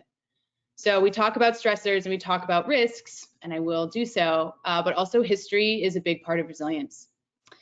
The Virgin Islands has compounding vulnerabilities and stressors in its socioeconomics and geography. There are historical and existing conditions to consider. The Virgin Islands is, of course, part of the Caribbean archipelago whose history is steeped in the history of slavery. It is now a non-state of non-voting American citizens. It has been self-governing by local democratic vote only since 1970. Previous governors were appointed by the US Navy. The GDP has been stagnant for a decade at least. 20% of the population is at or below poverty level, and it's an aging population in poor health and with poor healthcare infrastructure to support the health needs. We also have a high level of federal and external dependence. We have a limited version of state funds, given that we're not a state. And we have a very non-diverse economic portfolio. The largest industry is tourism, and the largest employer is the government itself. Regarding geography, small islands face not only supply chain and food security vulnerabilities, but also land and water as limited commodities. So you can take the stressors from geography and history and put that on our current status, and then add to that the compounding hazards of drought and floods, earthquakes and tsunamis, compound flooding from precipitation runoff, storm surge and sea level rise, and storms, including multiple storms. And then add compounding risks associated with an unprepared infrastructure, an unprepared workforce, poor agency coordination, and a lack of comprehensive and strategic planning. Again, to close out the question, how are we doing right now? I bring it up because it's something that I look at in my position, and I work closely with the Hazard Mitigation and Resilience Plan team to inform where we're at in order to understand where we should go, how we can get there. So I'll highlight here also that the HMRP Hazard Mitigation and Resilience Plan is in itself a Virgin Islands investment in resilience, because it's a step beyond. It's built on the FEMA compliant hazard mitigation plan, but it then goes a step further into resilience, which is really exciting. And it's precisely to address local needs beyond FEMA compliance for disaster mitigation funding. So considering that land and water are a limited commodity, the HMRP has investigated the rate of land cover change that has occurred without comprehensive and strategic planning. And they found that in the past 30 to 40 years, 40 years, but 30 years shown here in imagery, the amount of regularly traveled roads in the territory has increased by 68%. It's increased by 151% in St. Thomas alone. And essential and critical infrastructure has doubled. So these are signs of development and advancement on behalf of a community, and that is good, but the investment in operations and maintenance of these systems, these roads and these infrastructures has not increased. The tax base to afford these things has stagnated or decreased in that same period of time. So how are we doing right now at our CZM program? Some updates from this past year. So it was the first full year of having a coastal resilience coordinator on staff. That is me. My work includes project management of the projects listed here, the Watershed Management Plans and Coastal Vulnerability Index. I supervise our NOAA Coastal Management Fellow who's doing an MPA management plan update. And I am a main point of contact. I work very closely with the Hazard Mitigation and Resilience Plan team, which is housed in the University of the Virgin Islands. There's also now, through me, a social science perspective at DPNR, for DPNR and for other partners like the university and NOAA when it comes to risk and adaptation. So the projects that we're working on that I think lend themselves toward an optimistic, resilient future, watershed management plans. This is a large project, the results of which will organize our intervention options for flooding and stormwater and runoff reduction. For example, we'll end up with 30% design plans for 16 different interventions. So we'll be closer to fundable projects. I really like the nod towards the difficulty of getting to shovel ready, which is federally fundable from when you know there's a problem. So we're using the watershed management plans to help us bridge that and access funding for the interventions better. Hillary, this is Gino. Can I interrupt for a second? Are you wanting those slides to advance? Sorry, I'm advancing my own slides. Yeah, sorry about that. No, you're right. So why don't we just go to the, can you go to the map one at least? Because that's important. The uncontrolled and unplanned development. Okay, it's up now. Okay, so I'll keep talking, but this is the map that I was speaking of when the Hazard Mitigation and Resilience Plan team has taken a look at land cover change. So I will, Gino, next time I'll ask to advance, but I'm just going to speak to the next slide because it's a picture and I think this one is important. So the Coastal Vulnerability Index is another project that we're working on, and that's sort of a historic shoreline change assessment, and that will be included in our coastal resilience evaluation for major permits immediately, and it will also be used to develop more sensitive and systemic risk analysis for CZM over time. Gino, now if you could please advance the slide, the next one will catch me up. Sorry, folks, you missed my first haiku. I'm sure you could catch it later. Well, we got to hear it. We got to hear it, and it was beautiful. So. Yeah, and there's another one at the end. So sorry for the confusion, guys. So staff, we have staff on board. We have projects that are resilient, focused. Evaluation, we conducted, DPNR CZM was really one of the first, if not the first, agencies to fulfill part of a 2015 executive order for departments to assess their climate vulnerabilities and risks. It was completed this past June, and this executive order that I speak of is the most recent legislative action on climate change to come from the territory.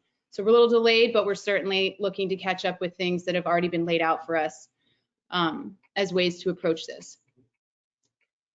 And in this evaluation, I included the question, how are we doing right now? Which again, I opened with specifically by asking, how are the critical functions associated with each division already stressed in ways that will limit the ability to adapt to impacts of climate change, before asking a later question in the evaluation of how might climate change impacts to division critical functions affect the demand and allocation of resources. And then I'll speak to our process. Next slide, please. I've been developing a major permit evaluation exercise or activity or tool. Right here is where it's at so far. This is a template of the coastal resilience evaluation activity for all major permit applications that come into CZM to assess future and cumulative impacts in both land cover change and climate change. It uses tools from the Digital Coast, from NIFWIF, and from NOAA's Coral Reef Conservation Program. And it also is always delivered with input and review from DPNR's Geospatial Data Manager. So we add images, clips of maps and things like that to explain ourselves. I think this is cool. It's a good evaluation. This evaluation is then shared with the applicant and our permit review team. So it's a good opportunity for an organized discussion and enumeration of concerns early in the process and on the record. So it's also constantly evolving. Please do reach out if you guys out there have something similar that can help us strengthen this tool and its process. Next slide, please. So this is my closing resilience haiku. Resilience, again, is preparedness. So it's in part defined by where you've been and where you're at, and in part defined by your approach to where you're going. So this is a reflection on where I think we're going. Accommodate change, maintenance, redundancy, recover better. In order to accommodate change and recover better after disasters, we need to look at maintenance and redundancy in operations, which is, again, a major takeaway from the Hazard Mitigation and Resilience Plan, and I think was dovetails well with Pablo's presentation out of Puerto Rico. We have some things to deal with. We have to tinker with what we've got before we make it applicable to the future conditions. So some things towards maintenance and redundancy. The executive branch, our governor, has very recently ordered that departments with commissions, which are really the decision-making bodies for said departments, DPNR and CZM being included, have to update their regulations and come into compliance with the VI code. So for us, that means things directly impacting the CZM Act. That's an opportunity for us. The Hazard Mitigation Resilience Plan and also our disaster relief and hazard response funds from FEMA. A lot of focus is going into drainage. I alluded to that in some of the where are we at now assessments that have been done. And a lot of the funding and focus is going towards, repairing roads and culverts, which is our stormwater management system, to improve flooding and stormwater management on the islands. This again is an opportunity to improve the stagnant investment in maintenance and general operations. These needs are highlighted across sort of the Hazard Mitigation and Resilience Plan. And redundancy, we are looking at that as a territory. I know the VITEMA, VI Territorial Emergency Management Agency, a lot of our HAZMAT funds have been put towards backup for safe rooms and sheltering, stronger backup power and hardening of critical facilities. And I will just close by saying up next, we are really excited. We're planning to host a NOAA RISA, a climate adaptation specialist detailee position, which will be shared between myself and the lead of the hazard mitigation and resilience plan, so between DPNR and the university. And that's coming up this next year. They will support our communication, planning, and operationalization of resilience recommendations. And that also was a relationship that was built at last year's annual meeting. So I just want to say kudos to the meeting and thanks for that on behalf of us in the Virgin Islands. So to close, resilience is a huge opportunity for the U.S. Virgin Islands to improve a number of our systems and conditions for now and for the future. Thanks. Thank you, Hillary. Great overview. I've got one question for you, and as you answer that, I'd like the other panelists to come back on camera, please, and we'll start our question and answer and discussion section. But for Hillary, the question was, what about projects that don't have an impact or footprint all the way to 2100? Then it's noted in the comments. It doesn't mean we don't do an assessment, but I think it affects the way we would approach a conversation with the applicant about what level of, it's about how we approach what level of sea level rise to account for and sort of what climate change factors to account for. If the answer is yes to that first question, then we have to look at sea level rise of 2 to 4 feet.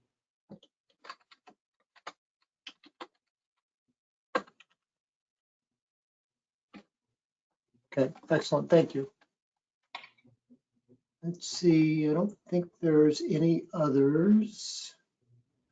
Okay, so we've got everybody on, excellent. So I've got a few questions that have come in for certain people, and then we've got some general questions as well. And again, thanks to all the participants for entering these questions. If other questions come up and you want to enter them in, please do that, and we will try to get to those as well. We have plenty of time for questions and discussion. So first of all, Amanda, the comment was, I would love to learn a bit more about NCOR's work on BRIC. Did that entail helping communities apply? And then it says work at state level, question mark. Sure. So our involvement has been pretty, it hasn't, so my boss, Dr. Jessica Whitehead, was asked by our Director of Emergency Management, who also directs NCOR, to help develop the state application or the state call for letters of interest, and do some of our education and outreach via webinars to potential applicants. And some of those applicants did reach out to us, particularly those who either have pre-existing relationships with the resilience team or who are working on resilience-related projects, reached out to us for technical questions about BRIC and about their applications. And then Dr. Whitehead also participated on the final review panel of the full applications.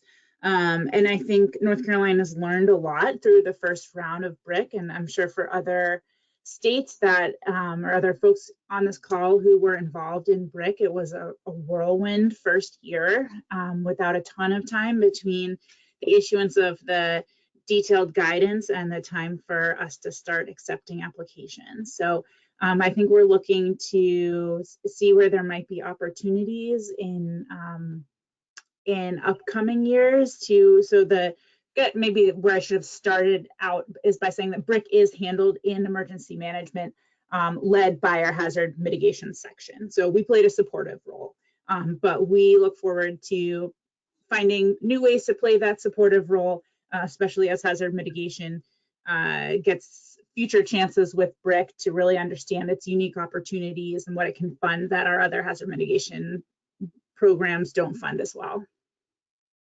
Excellent, thank you, Amanda. Emily, there was a comment asking you if you would expand on the Resilience Revolving Loan Fund. Well, thank you. I think we're still trying to figure out what it will look like, but it was part of that piece of legislation that was passed. Excuse me. You probably can't hear me. It was part of a piece of legislation that the State Assembly passed last fall that created that Office of Resilience.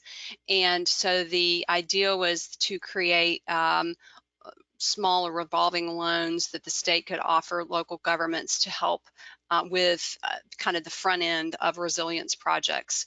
I think the scope of all that it could be used for is still to be defined. Now, my understanding is that part of some of the initial funding for that might have been what was our disaster relief fund, which we've now used for COVID related costs. So more money will have to be found, appropriated if that component of the legislation is going to be implemented. So that's something we'll continue to monitor, and that Office of Resilience, I'm sure, will be heavily involved in scoping how that will be implemented if and when it's funded. And again, that Federal Storm Act may be a vehicle that we could use for some of that, a similar concept in some ways. Good, thank you. If I could follow up, also, if I could just follow up on Amanda's BRIC comments. It will be interesting to me because, you know, building resilient infrastructure and communities, resilient, that's what we're talking about. It will be interesting to see after this first round of awards how resilient minded FEMA is going to be in implementing this, because as we know right now, the guidance is all still the same guidance that PDM, pre-disaster mitigation, and the other hazard mitigation programs were operating under. So we've had a lot of questions. I don't know about you guys, but we've had several applicants that really are trying to push the envelope in terms of, I think, what FEMA is thinking of as a resilience project. But as we know, resilience is a pretty broad concept. So it will be very interesting to me to see how FEMA reacts to some of these project proposals that are maybe not within the normal confines of what would have been in PDM.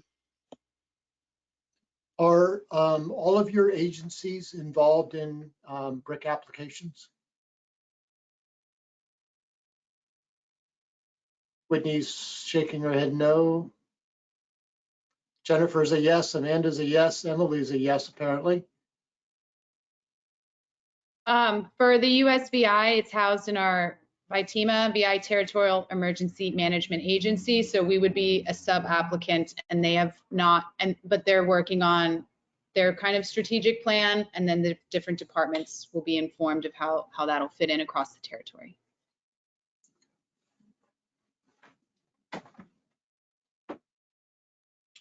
All right, Emily, another, I think, a quick one for you. Regarding resiliency and flood mitigation plans, are there any opportunities for citizen science to provide geospatial satellite data sets in support of your efforts? Wow. I'm sure there are, but I've had a lot of sort of brainstorms as I've listened to my colleagues speak this morning. So there's a lot of valuable ideas that I'm getting from that. And there's another one just from that question. As we think about that Mitigation SC platform that we are that we're building out, you know, some of what we're looking at is what are the right data sets to have in there as layers and what to make available to whom. We don't have a complete view, for example, on flood gauges throughout the state. We don't have flood gauges everywhere they need to be. So there may be some, again, individual or local resident data gathering that could be relevant. In terms of drone footage, we use that a lot in disaster recovery. I'm not sure how we might use that in terms of resilience, but certainly if residents had, you know, verifiable data sets or imagery that they collected that showed an issue in a particular watershed, or in terms of vegetation cover or other things, I think we would have to, you know, just make sure it's the data works in terms of its credibility and the way it's set up. And I think we'd be, you know, more than happy to integrate it in some of the studies that are ongoing. Do any of the other states or territories utilize citizen science in a way that was asked? Well, in the case of Puerto Rico, yes, we have been working with citizen science, but one of the major obstacles to use this kind of information for official government agencies is that we need like a quality control, right? We need to be sure that this kind of data comply with some basics rules on science in order to literally to impact decision making or future scenarios for strategies or new policies or laws. So that's the only issue. But we are working with citizen science in Puerto Rico, not only for floods, but also for coastal erosions and for some other initiatives as well. But again, the difficulty is only to be sure that the information that we are receiving is accurate, as much accurate as possible to impact this kind of initiative.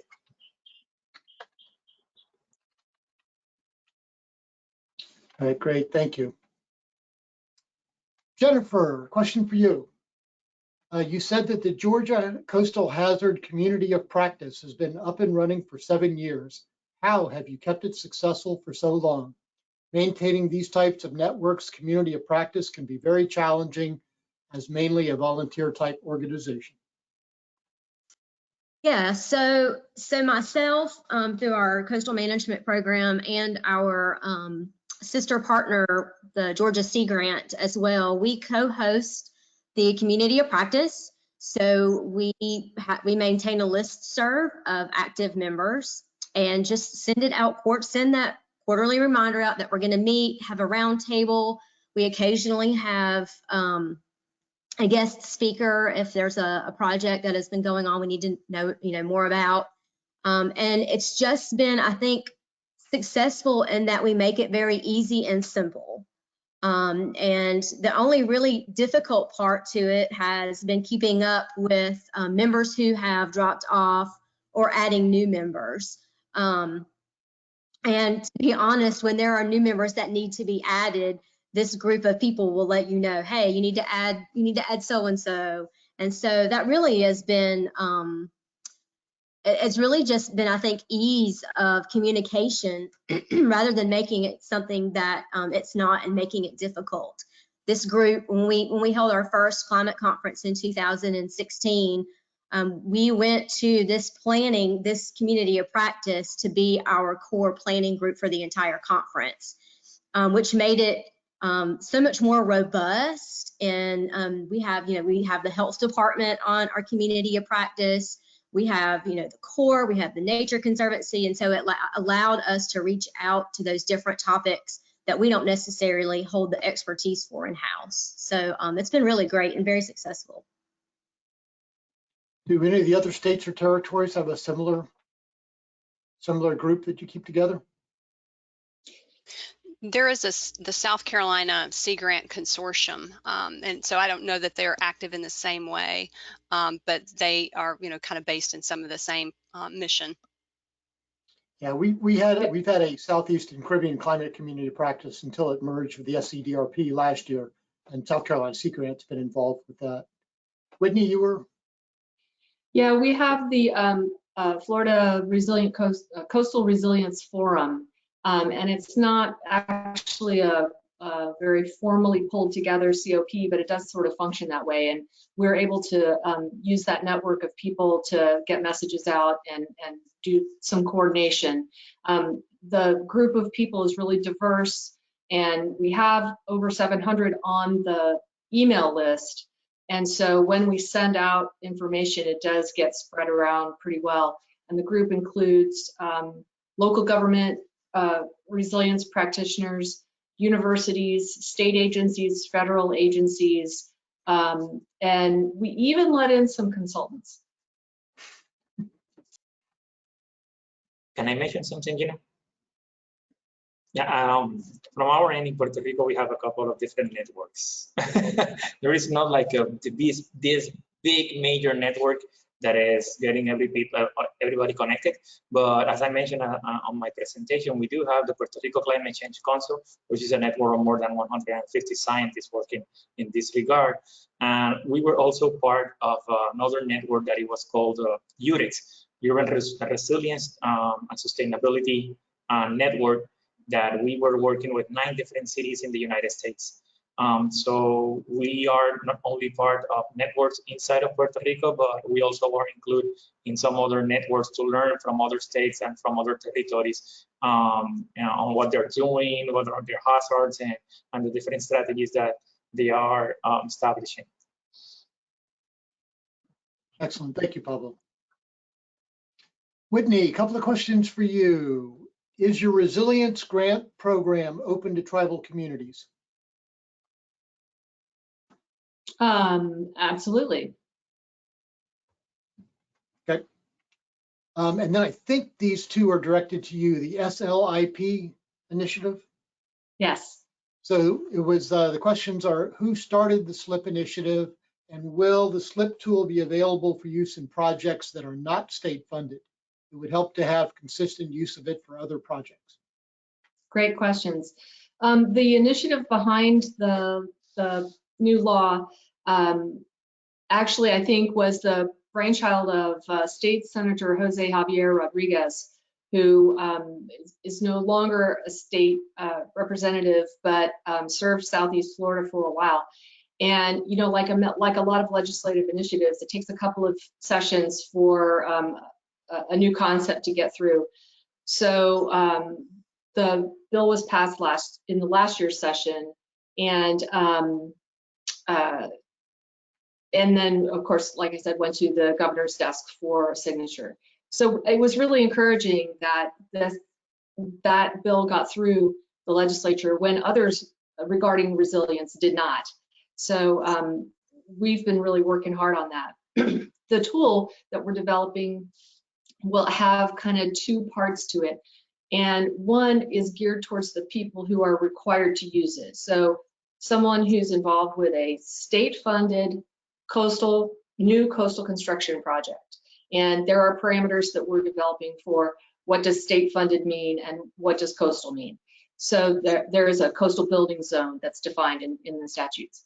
So so there's an area on the website for secure login and for the required constructor to go in and establish all of his information and put in a very easy small list of inputs about the project and then generate this report. But the website also has a public facing side where you don't have to log in or create a login to learn more about how sea level rise and other coastal hazards are impacting coastal Florida. Anybody can, at this point, can establish an account, and we're still working out how we're going to determine who can run a report. The required people will have to run the report and then submit it. However, you can create multiple reports trying out different variables, and then and what we're hoping is that this approach to educating the constructor about the impact of these different variables that they might impose on their project will help them help steer their design in a more resilient direction. We are still considering how much of that detail a user from the general public will be able to do. What we don't want to turn this into is a weapon that can be used against some particular development project. And as I said, right now the law applies only to publicly funded, so that's using funds appropriated from the state. So it's not your everyday condo, beach condo project. We're anticipating that a lot of our projects that go through this will frankly be road projects and storm drainage projects. Very good, thank you.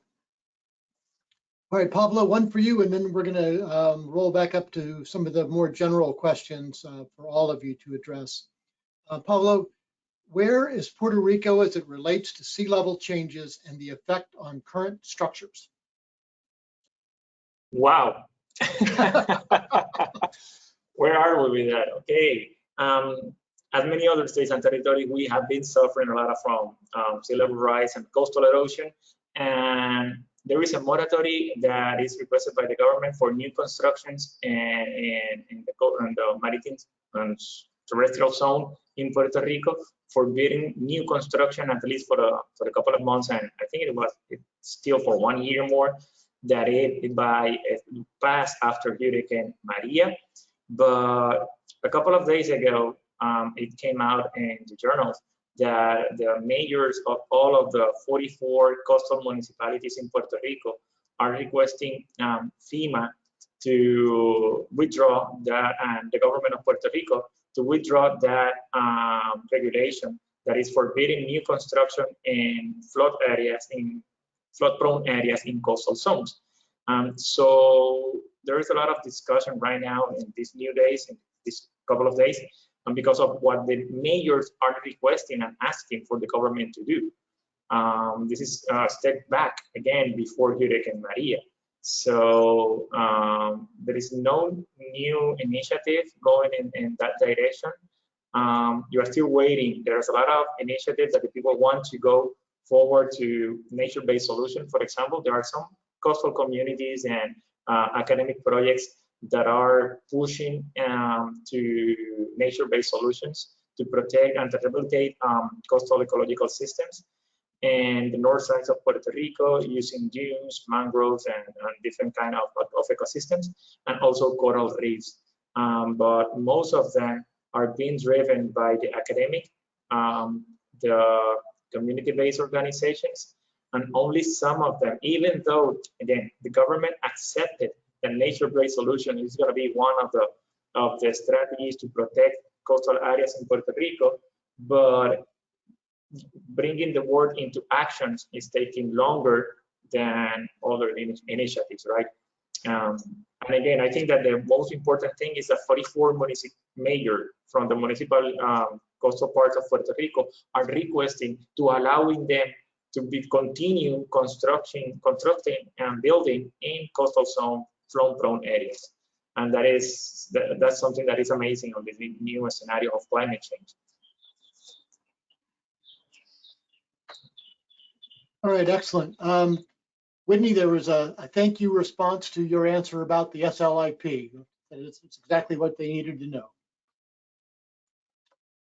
Always good to have happy customers, right?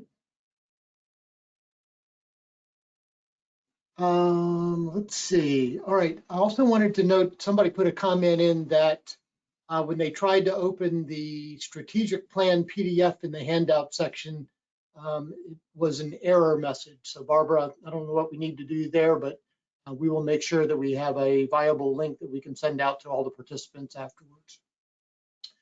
All right, let's turn now to some more general questions, and I'll start with this one. I would like to hear about each state's efforts or views on acquisition and strategic floodplain buyouts. Who wants to go first? This is Emily. I'll jump in there. Ours are currently mostly funded, as I mentioned, by federal hazard mitigation dollars, and we track those. Our director of EMD and our government at the state level is very interested in acquisition. So we certainly lean forward in encouraging that and supporting those kinds of projects. We have a couple of counties, again, some of the more well-resourced ones, that have also done some of that with their own private public-private partnership kind of funding arrangements. We do see a couple of challenges, really long times to get the projects not only awarded, but then from award to actual acquisition, almost a year. So there's a lot that goes into those kind of projects, and we're looking for ways to support our subrecipients, our applicants, in working through that process with the property owners.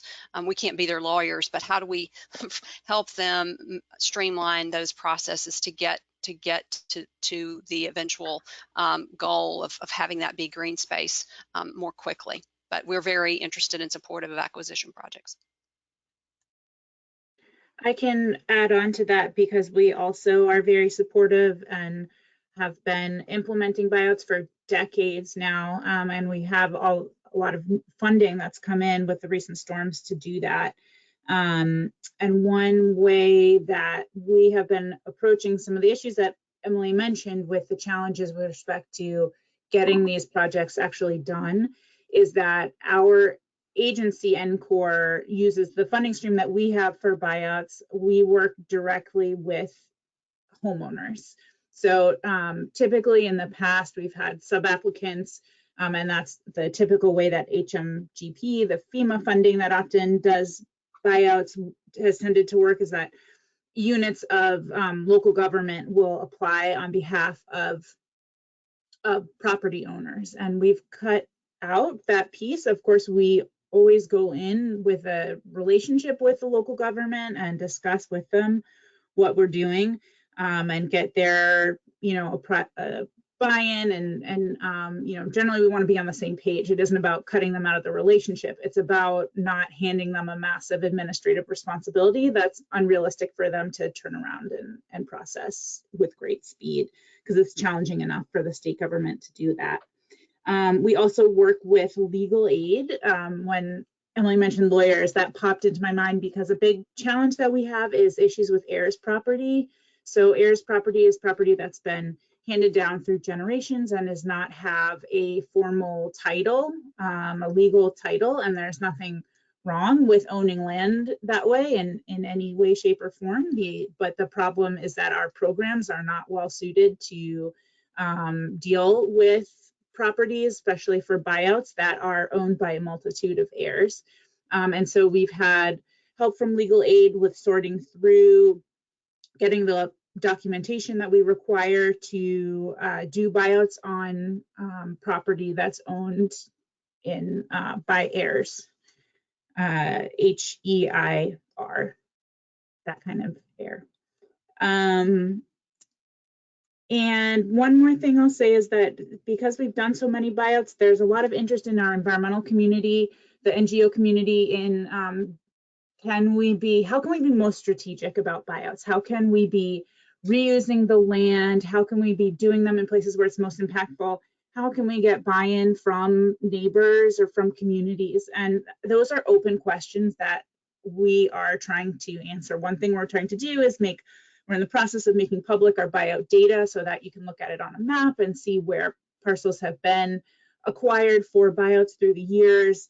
There are a lot of challenges to the idea that you would acquire a property that could be turned into open space that has mitigation value is really great. The reality is that these are small plots of land and somebody has to maintain it. Somebody has to actually generally put in some kind of stormwater management system, even if it's natural. Otherwise, the community is left with a waterlogged, empty, vacant lot, which is not an asset. So I just wanted to share some of the challenges that we are thinking about and working on, because I'm sure these come up in the other states as well. Thanks, Amanda. Yeah, it sounds great on the surface, and you get into the details and can be challenging. What about the other states and territories with buyouts? I will say that Georgia, especially here recently, as Amanda and Emily mentioned, with the storms, it's been a little bit easier for our communities to look at buyouts. There have been some in our coastal communities. The other thing I think that we have been seeing more of, and what our office has been able to participate in, is providing technical assistance to our communities to identify the properties ahead of time to where they would get most bang for their buck, where that property is not necessarily abuts to a large subdivision, but where that property may also help to mitigate and adapt to sea level rise, and not hinder some of that marsh migration in areas.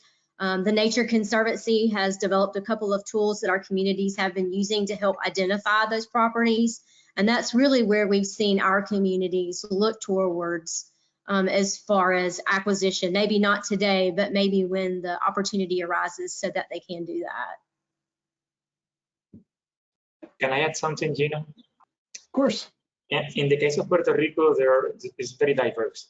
I think that there is money also for the buyout from the government and funds, but what is happening also is that some of the coastal communities that are getting flooded and are in flood-prone areas, they don't have the legal or the permits to be there. So how the government can buy something that doesn't have any kind of authorization or a legal document, right? So that is one of the major obstacles in Puerto Rico to deal with coastal retreat, if we want, organized coastal retreat, right? So what is happening is gentrification.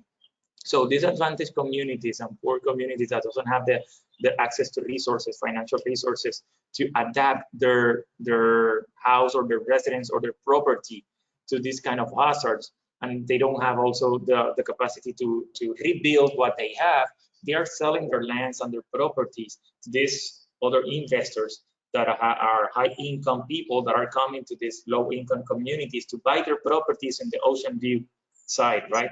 In a tropical island like Puerto Rico. So that's an issue. And so the government didn't have the capacity to speak or to work an organized retreat with the local communities.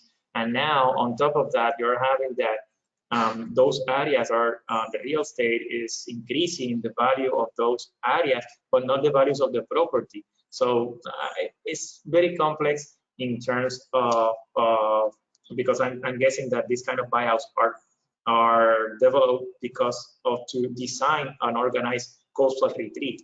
But it is somehow complicated. We have a couple of cases in Puerto Rico where are occurring, but for example, in one of the main channel in San Juan Bay area that is getting flooded, El Caño Martin Peña, I don't know if some of you are familiarized with, but these are disadvantaged communities that are getting flooded for more than 30 years. And in 30 years, the government has been able to move out by this kind of incentive, only 30 families, 1,000 families, sorry. In 30 years, 1,000 families. And we're talking about that there are more than 7,000 family there that they need a solution, right? Or they need a dredge, or they need an adaptation measures, or building, or whatever, or they need to move out. But again, moving out is not only like a displacement for the people, it's something that you need to consider also all the social cohesion and the social and cultural structure of the community. So there are low variables in these kind of solutions. They're not that simple.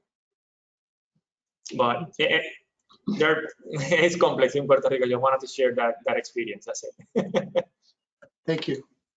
Whitney, Hillary?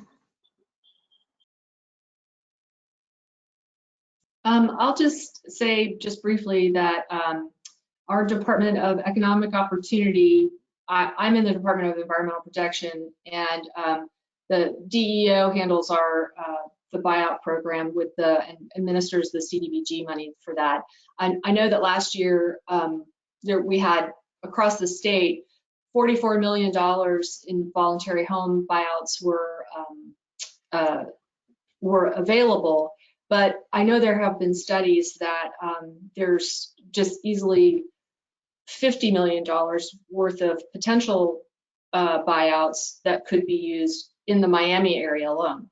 So it's a much bigger issue than there's funding for, and of course it's a voluntary program, so the property owner has to be willing to do that. I will say that on the DEP side, we administer a land acquisition, a conservation land acquisition program called Florida Forever that has acquired millions of acres over the past 20 years. And one of the categories for prioritizing those lands is climate change. And so if a property helps protect a community from sea level rise, that adds priority to the acquisition of that property. So trying to get at it from both sides. I'll just sort of lead into all of the complications that all of these bigger and more organized places have already enumerated. I'll say though, so all of those things, it has been a conversation. It's been a conceptually discussed more than once and more than twice, but we certainly don't have our arms or our minds around an appropriate way to deal with it. Funding will be a huge thing. As I mentioned, we don't have a large pot of state funds. This would be a huge thing to dip into what we do have. But on that note, the governor's order to come into compliance with the VI code, I will be looking hard at. There are a number of funding mechanisms that are listed in the VI code that are a little poorly understood, but exist that are, have a legislative backbone to them. And so I know that's an example of an opportunity for us to sort of look squarely at some of these funding mechanisms for what they can and can't be used for currently. Maybe there's opportunities available that we're not sure of yet, and maybe there's room for revising them to adapt to new needs. So those looking at the VI code to come into compliance is a pretty generalized thing, and we can choose to look at what we want. And I know that funding pots and funding needs is certainly going to be sort of like a subcommittee of its own. All right, thank you all for your comments on that. Pablo mentioned retreat, going from individual buyouts to a more comprehensive plan.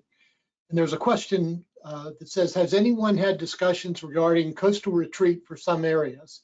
At some point, the cost benefit will not be sustainable for some areas. However, politically, coastal retreat is seemingly a topic no one wants to address. Has anyone done studies to define a line in the sand that, if crossed, future investment is not seen as viable for government entities? Who wants to tackle that one? I have not seen that. Really good project. Yeah, yeah. What was that, Jennifer? I said, I think that sounds like a really good project for someone. Yeah, and I have not seen that in South Carolina, but I do think a couple of our coastal-based research universities are looking at those kinds of things in their studies. Now, whether they're, out front promoting that as the main thing of what they're doing, I don't think that's really the case because of some of the sensitivities you noted. But there is some research going on in that regard. I just don't think it's out there in the lead item in what they're saying they're doing.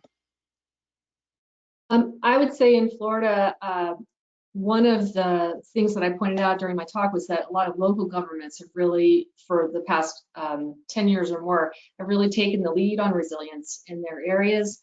And I mentioned the Southeast Florida Regional Climate Compact. In those areas, they are adopting certain sea level rise projections and then gradually taking steps forward to put those projections into their land development regulations and their building codes and their zoning, so that the effect of that is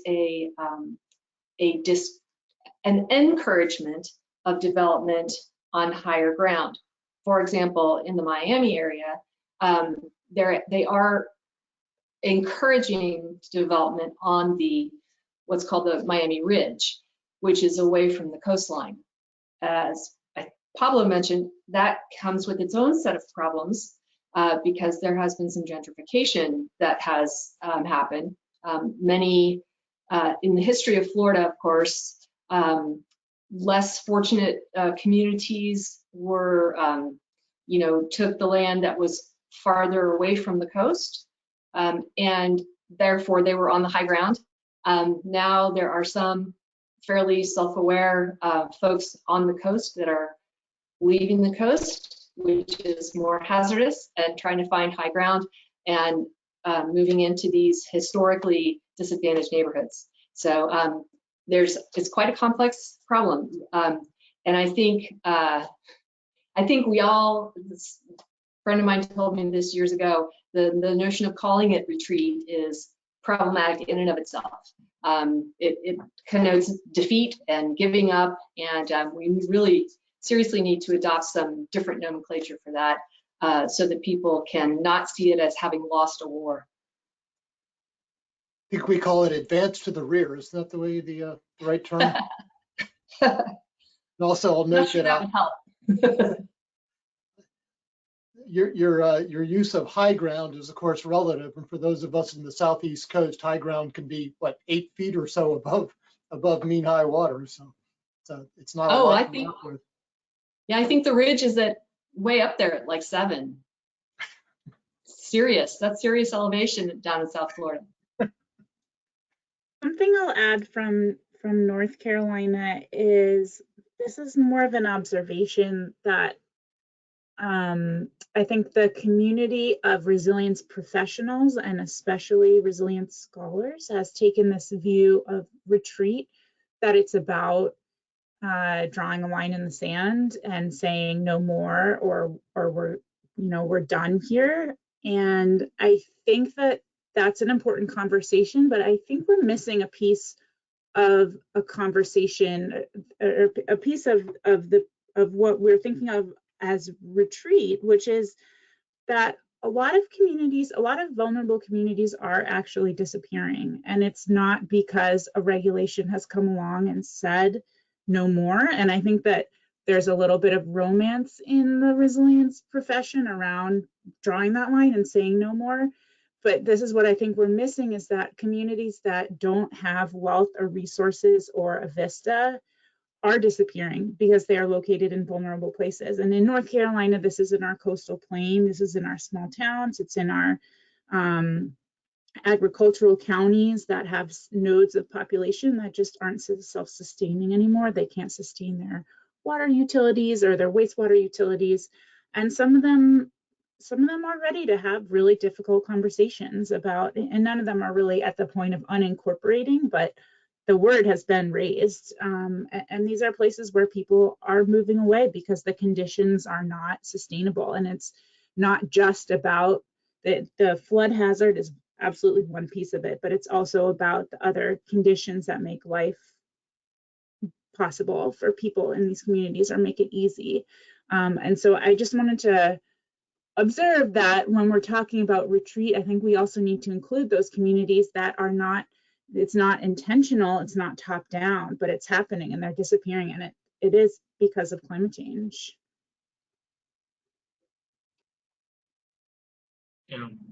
Another thing, Gino, if I may, with the retreat is also the right to know, right? So when we're talking about disadvantaged communities, not all of them are aware of the different programs and funds and initiatives that are available to help them to address the problem. And for example, I've been working with one disadvantaged communities nearby San Juan in the coastal area that are getting flooded by sea level rise. And when I was talking with the mayor, accordingly with the mayor, they had identified 48 families that voluntarily want to be retreat from there. When I was talking with the community, they didn't know where they were going. They didn't know anything about it. And also the money that the government was offering them was below the price or the real estate value of their property. And so they were completely misinformed about the decision. And also another thing that the community wanted was to protect the land that are going to be, in theory, by the government. So how do we don't take out this family from their resident, but after a couple of years, you will find a new guest house or a new hotel, right? So how do you develop a strategy to protect that land for the benefit of the community, to create a new recreational area or something that afterwards it will be beneficial and sustainable for the community, and not because some other investor are going to be building another thing. So the right to know for the community are the strategies and the tools that they have to protect their community in order to don't lose that cohesiveness and that cohesion that the social that the community have, right? So I think that the right to know for them is very important. And again, they don't have the access to those kind of resources, and most of the resources are very technical information that they don't, that most of them don't understand, not because they are dumb, but because of the wording and the language that those documents are using. Thank you, Pablo. Hillary, anything to add to this question? Okay. We've got just a few minutes left. There's another question here that's a little bit more specific. What planning and identification for staging and storage areas for vessels and other pollution sources and debris has been accomplished, as this has been a problem for several states following ESF 10 and ESF 3 post-hurricane responses? Second part, have thresholds and triggers been pre-identified to guide decisions that will lead to state requests for federal assistance under a Stafford declaration for ES 10 and 3, given the state cost share component? Anybody want to tackle that one? Gino, could you repeat the first part of that? Yes. What planning and identification for staging and storage areas for vessels and other pollution sources and debris has been accomplished, as this has been a problem for several states following ESF 10 and ESF 3 post-hurricane responses?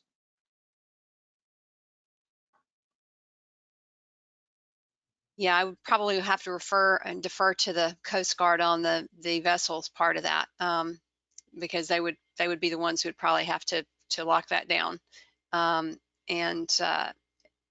not aware of any specific plans, that we have now. Again, some of our coastal areas, our port communities, may very well do more of that in terms of some of their local SOPs, and the LEPCs, the local emergency planning committees that function in those counties, may also get involved with that. But I'm not aware of specific plans, especially since I sit at the state level. Anyone else want to comment on that one?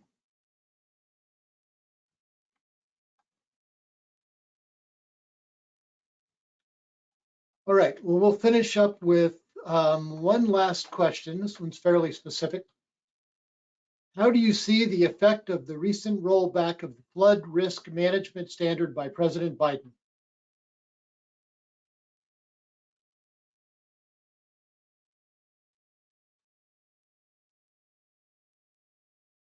Anyone? I'll just say I haven't had a chance to look at it. Somebody sent that information to me yesterday. Heidi Stiller sent it to me. I haven't had a chance to digest it. Seems like it would probably be a good thing, but I'm going out on a limb there. Same here. I have not had a chance to review it or discuss it, but it'll be interesting to see what the objective there is. Me neither, sorry, I cannot answer. All right. Well, I want to thank all of our panelists. It's been an excellent session here this morning. And again, thanks to Amanda, and Emily, and Jennifer, and Whitney, and Pablo, and Hillary for your presentations, your remarks, and also for participating in this panel session. Thought there was a lot of good questions, and you guys did a great job providing answers. So I want to thank you all very much, and I want to thank all our participants and attendees for hanging with us through this session this morning. And Barbara, thanks for running things in the background there. Appreciate all your help with making this possible. So thanks to all. A reminder that we have session 2 of the SCDRP annual meeting kicks off today at 2 o'clock, I think, or 2:30. I think I had that written down somewhere. Wait a sec. 2:30 this afternoon, session 2 starts. So for all of you out there in internet land, please join us back here at 2:30 for session 2. Panelists, thank you all very much, and signing off. Thanks, everyone. Thank you. Ciao. Thank you.